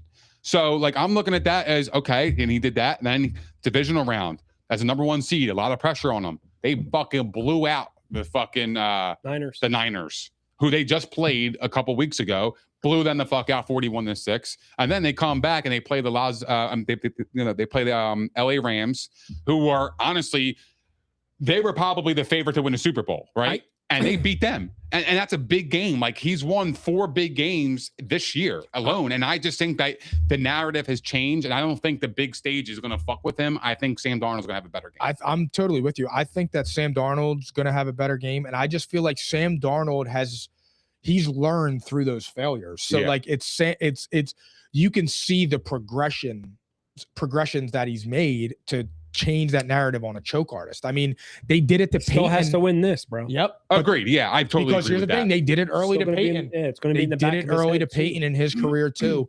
But I don't think anymore. Like I think that people may still say Even like if he- choke artist. Even if he loses, I'm not going to take away. I'm not going to say, oh, well, it's because of Sam Darnold. It's He changed the narrative on him being like that was lucky with the Vikings. Yeah. That narrative is gone. He's a good quarterback now. Yeah, I he's actually awesome. think that we'll talk about it in the summer, but like I think there's going to be I think he's approaching top 10. We'll talk. I'm just saying That's fine. approaching, but he's changed the narrative of him being like a bottom of the barrel quarterback. I think if he goes out there and shits the bed, all those rumors come back about big stage, big game. I do think that, but that kind of comes with the territory of being in this game. What define shit in the bed though? Yeah, like If he how goes do out you- there and has 1 touchdown and 3 interceptions and they lose 31-17 and they lose because of Sam Darnold, yeah, that's a problem. Okay. okay. Yeah, that is shitting the bed. It will look like complete. But I'm saying, like, if they went out there and they lost 28-24 and he had 2 touchdowns, 225 yards, and no turnovers, you can't blame Sam But Darnold. what if he had 2 picks and he lost by a couple points, but he still had 2 touchdowns, 300 yards? He's to blame because you turned the ball over. You can't do that. I dude. agree with that, but I don't know if he would be labeled as Let's see. a choke artist. Not in all that- turnovers are equal though. Let's see. Yeah, yeah, sure. If he throws a red zone pick or he fumbles before. Oh, is that a prop bet? A red zone turnover? I'm pretty That sure I it like probably that is. one, yo, because I feel like that's a Jump on high that. pressure Yeah, fucking situation. I know. dude. I You know. what I mean? You got 2 young And quarterbacks. 2 young quarterbacks. Well, not really. Sammy's young, but like Inexperienced. He's never been there. Yeah, is what I would say too. But like, yeah, that's a good call. I do like that. See, bro, listen to me. Who do you think is going to be the is going to play best, Drake or Sam? I mean, you guys are making all the points in the world for Sam. I want to be contrarian just because it's me. Yeah, I want to hear the Yeah, opposite can I have a piece side. of that? But Can I get a lip? yeah, okay. It's hard to say May is going to play better because I think the way Seattle's offense has looked and the way their play calling has looked, I don't think the Patriots can match that offensively. I don't think they're going to look like how Seattle does and has. I don't think they're as explosive. Which exactly, and I think that kind of transitions into Sam Darnold playing better. It doesn't mean they'll win though. Like that can happen, and they could still lose by 3 or 4. Right. You know what Fair. I mean? Yes, that's a good point. So I'm going to say Darnold because of where he's at in his career and more experience. You know what I mean? And a little bit more maturity, and again, just the offensive part.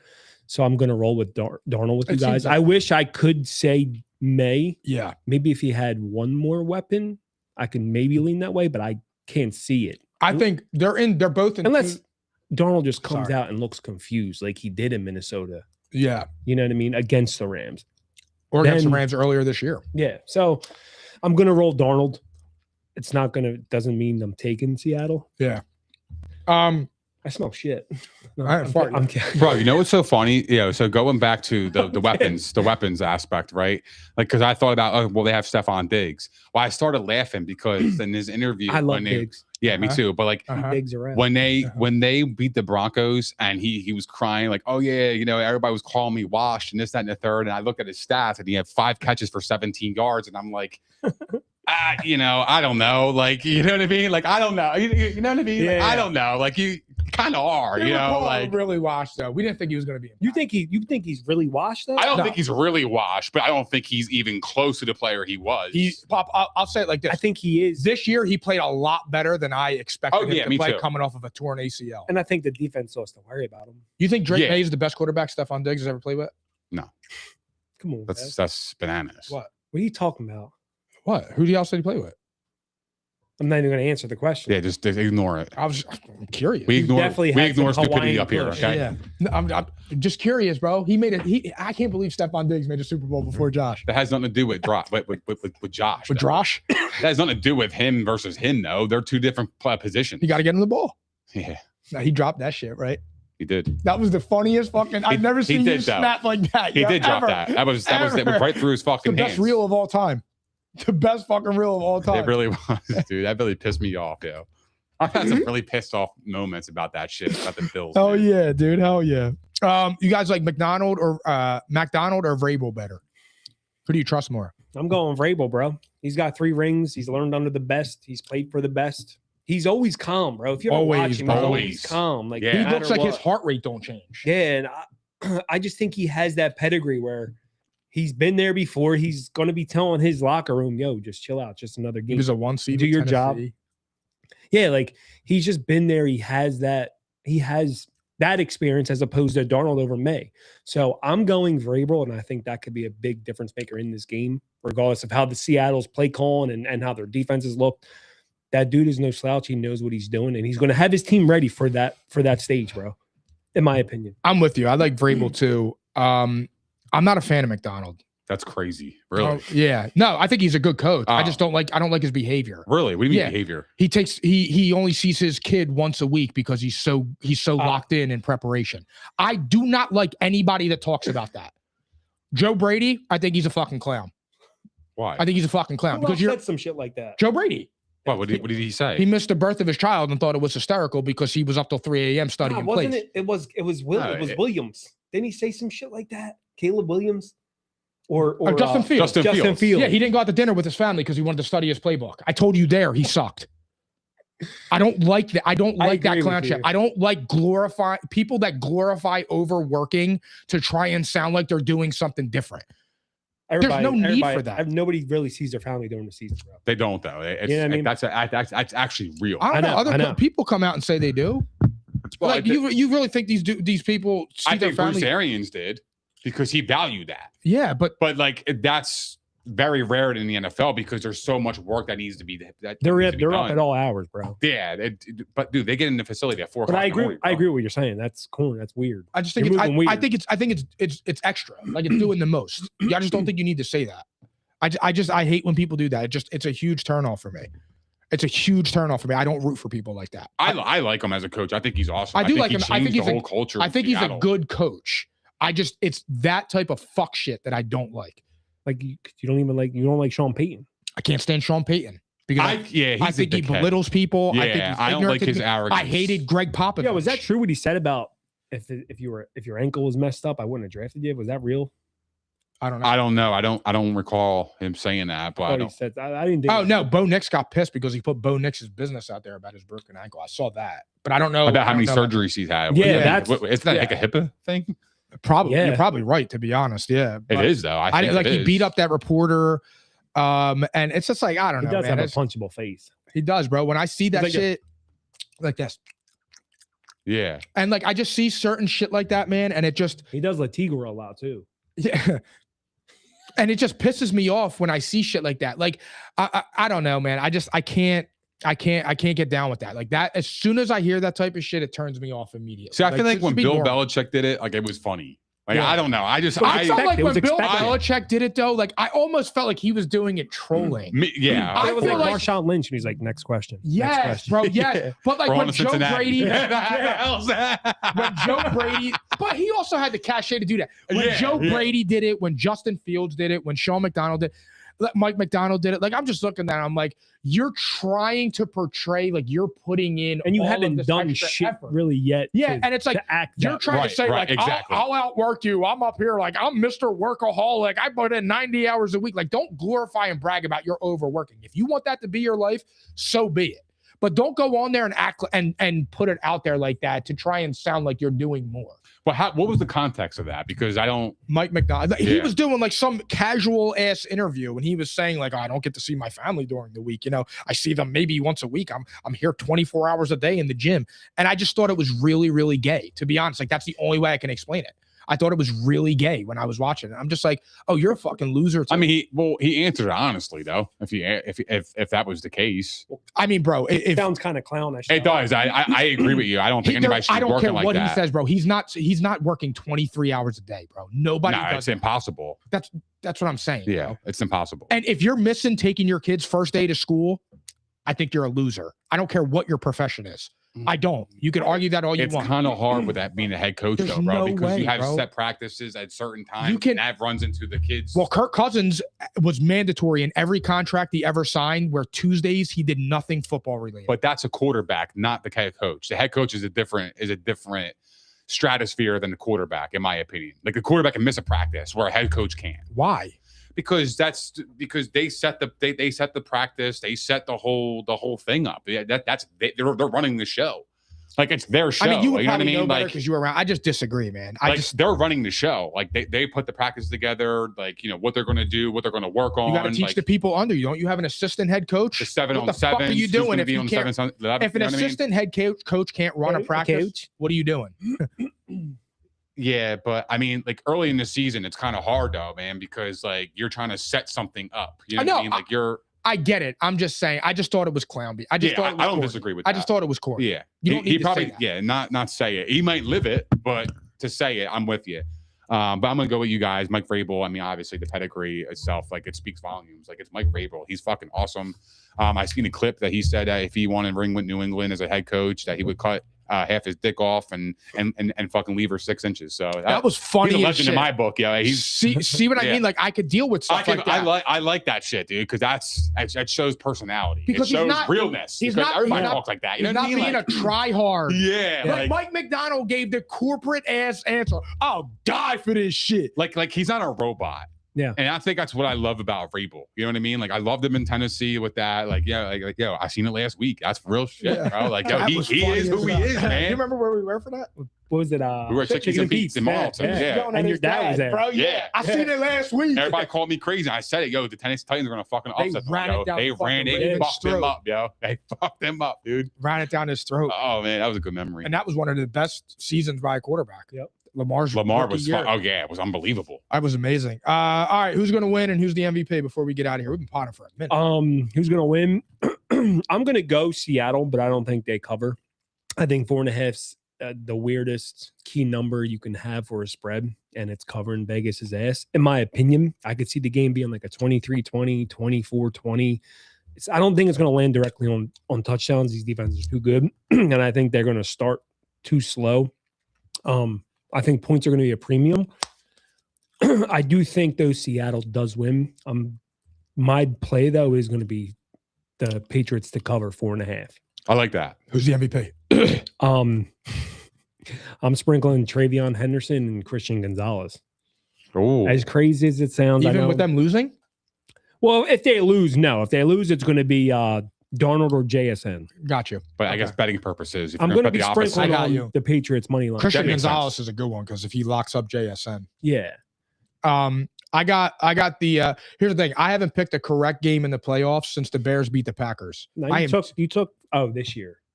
I called the Super Bowl. This is my this my year. So I- Bree said it in like week 16. this playoff, I said I should put some money on that. Yeah. That was probably the craziest odds. this playoff, I am 2-10 and just picking game, like no spreads, just fucking money lines. That's how You're bad I've acid. been. acid, cuz cover me in it. I'm fucking awful this playoff, bro. Fucking But I'm gonna say Seattle. I think Sam Darnold minus the 4.5. Yeah. That line. Dude, everybody is saying Seattle. That's why everybody says Seattle, dude. I know. It scares me too, but Stick with your shit, bro. Yeah, I can't change now because I was about to go to the Patriots. I'm just saying Seattle. I don't give a fuck. I'm going with Seattle. I think Sam Darnold's the MVP. I think Sam Darnold earns his respect, and I think that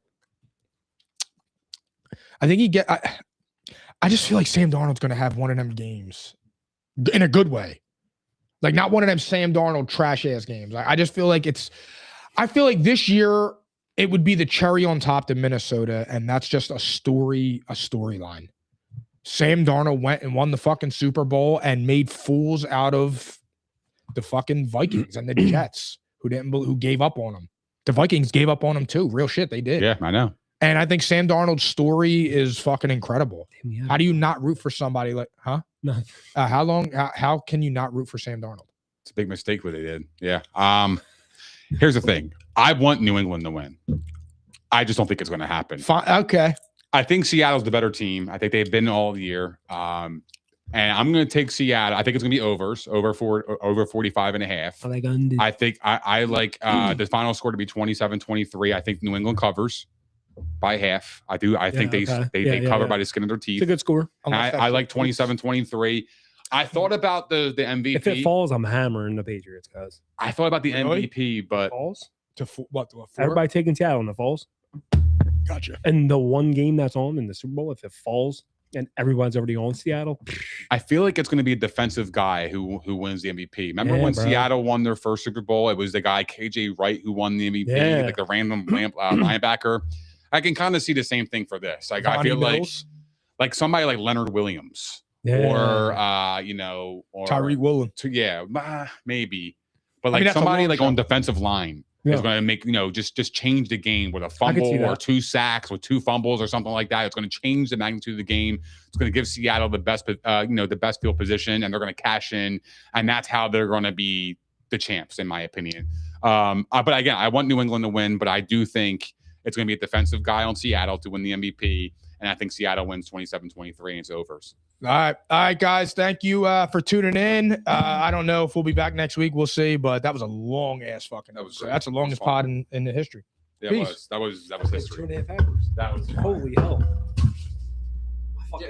I'm caps lock different. It's facts, non-fiction. Said I black out for real, then the track gone missing. If it's cap, I'm dipping. We ain't talking about a move, then it's flatline finished. When I spaz, I'm grinning. Put a peel off in the Sadies and I pass by spinning. It's perks with this life, but I don't have my skinach.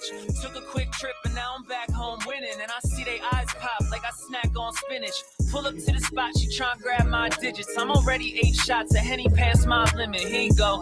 Hazards with a dash full of tickets. I'ma act like I don't see them. I got bad eye vision. Y'all can't pass my scrimmage. While y'all tripping, it's Aruba. I realized I had to. He was in the fucking.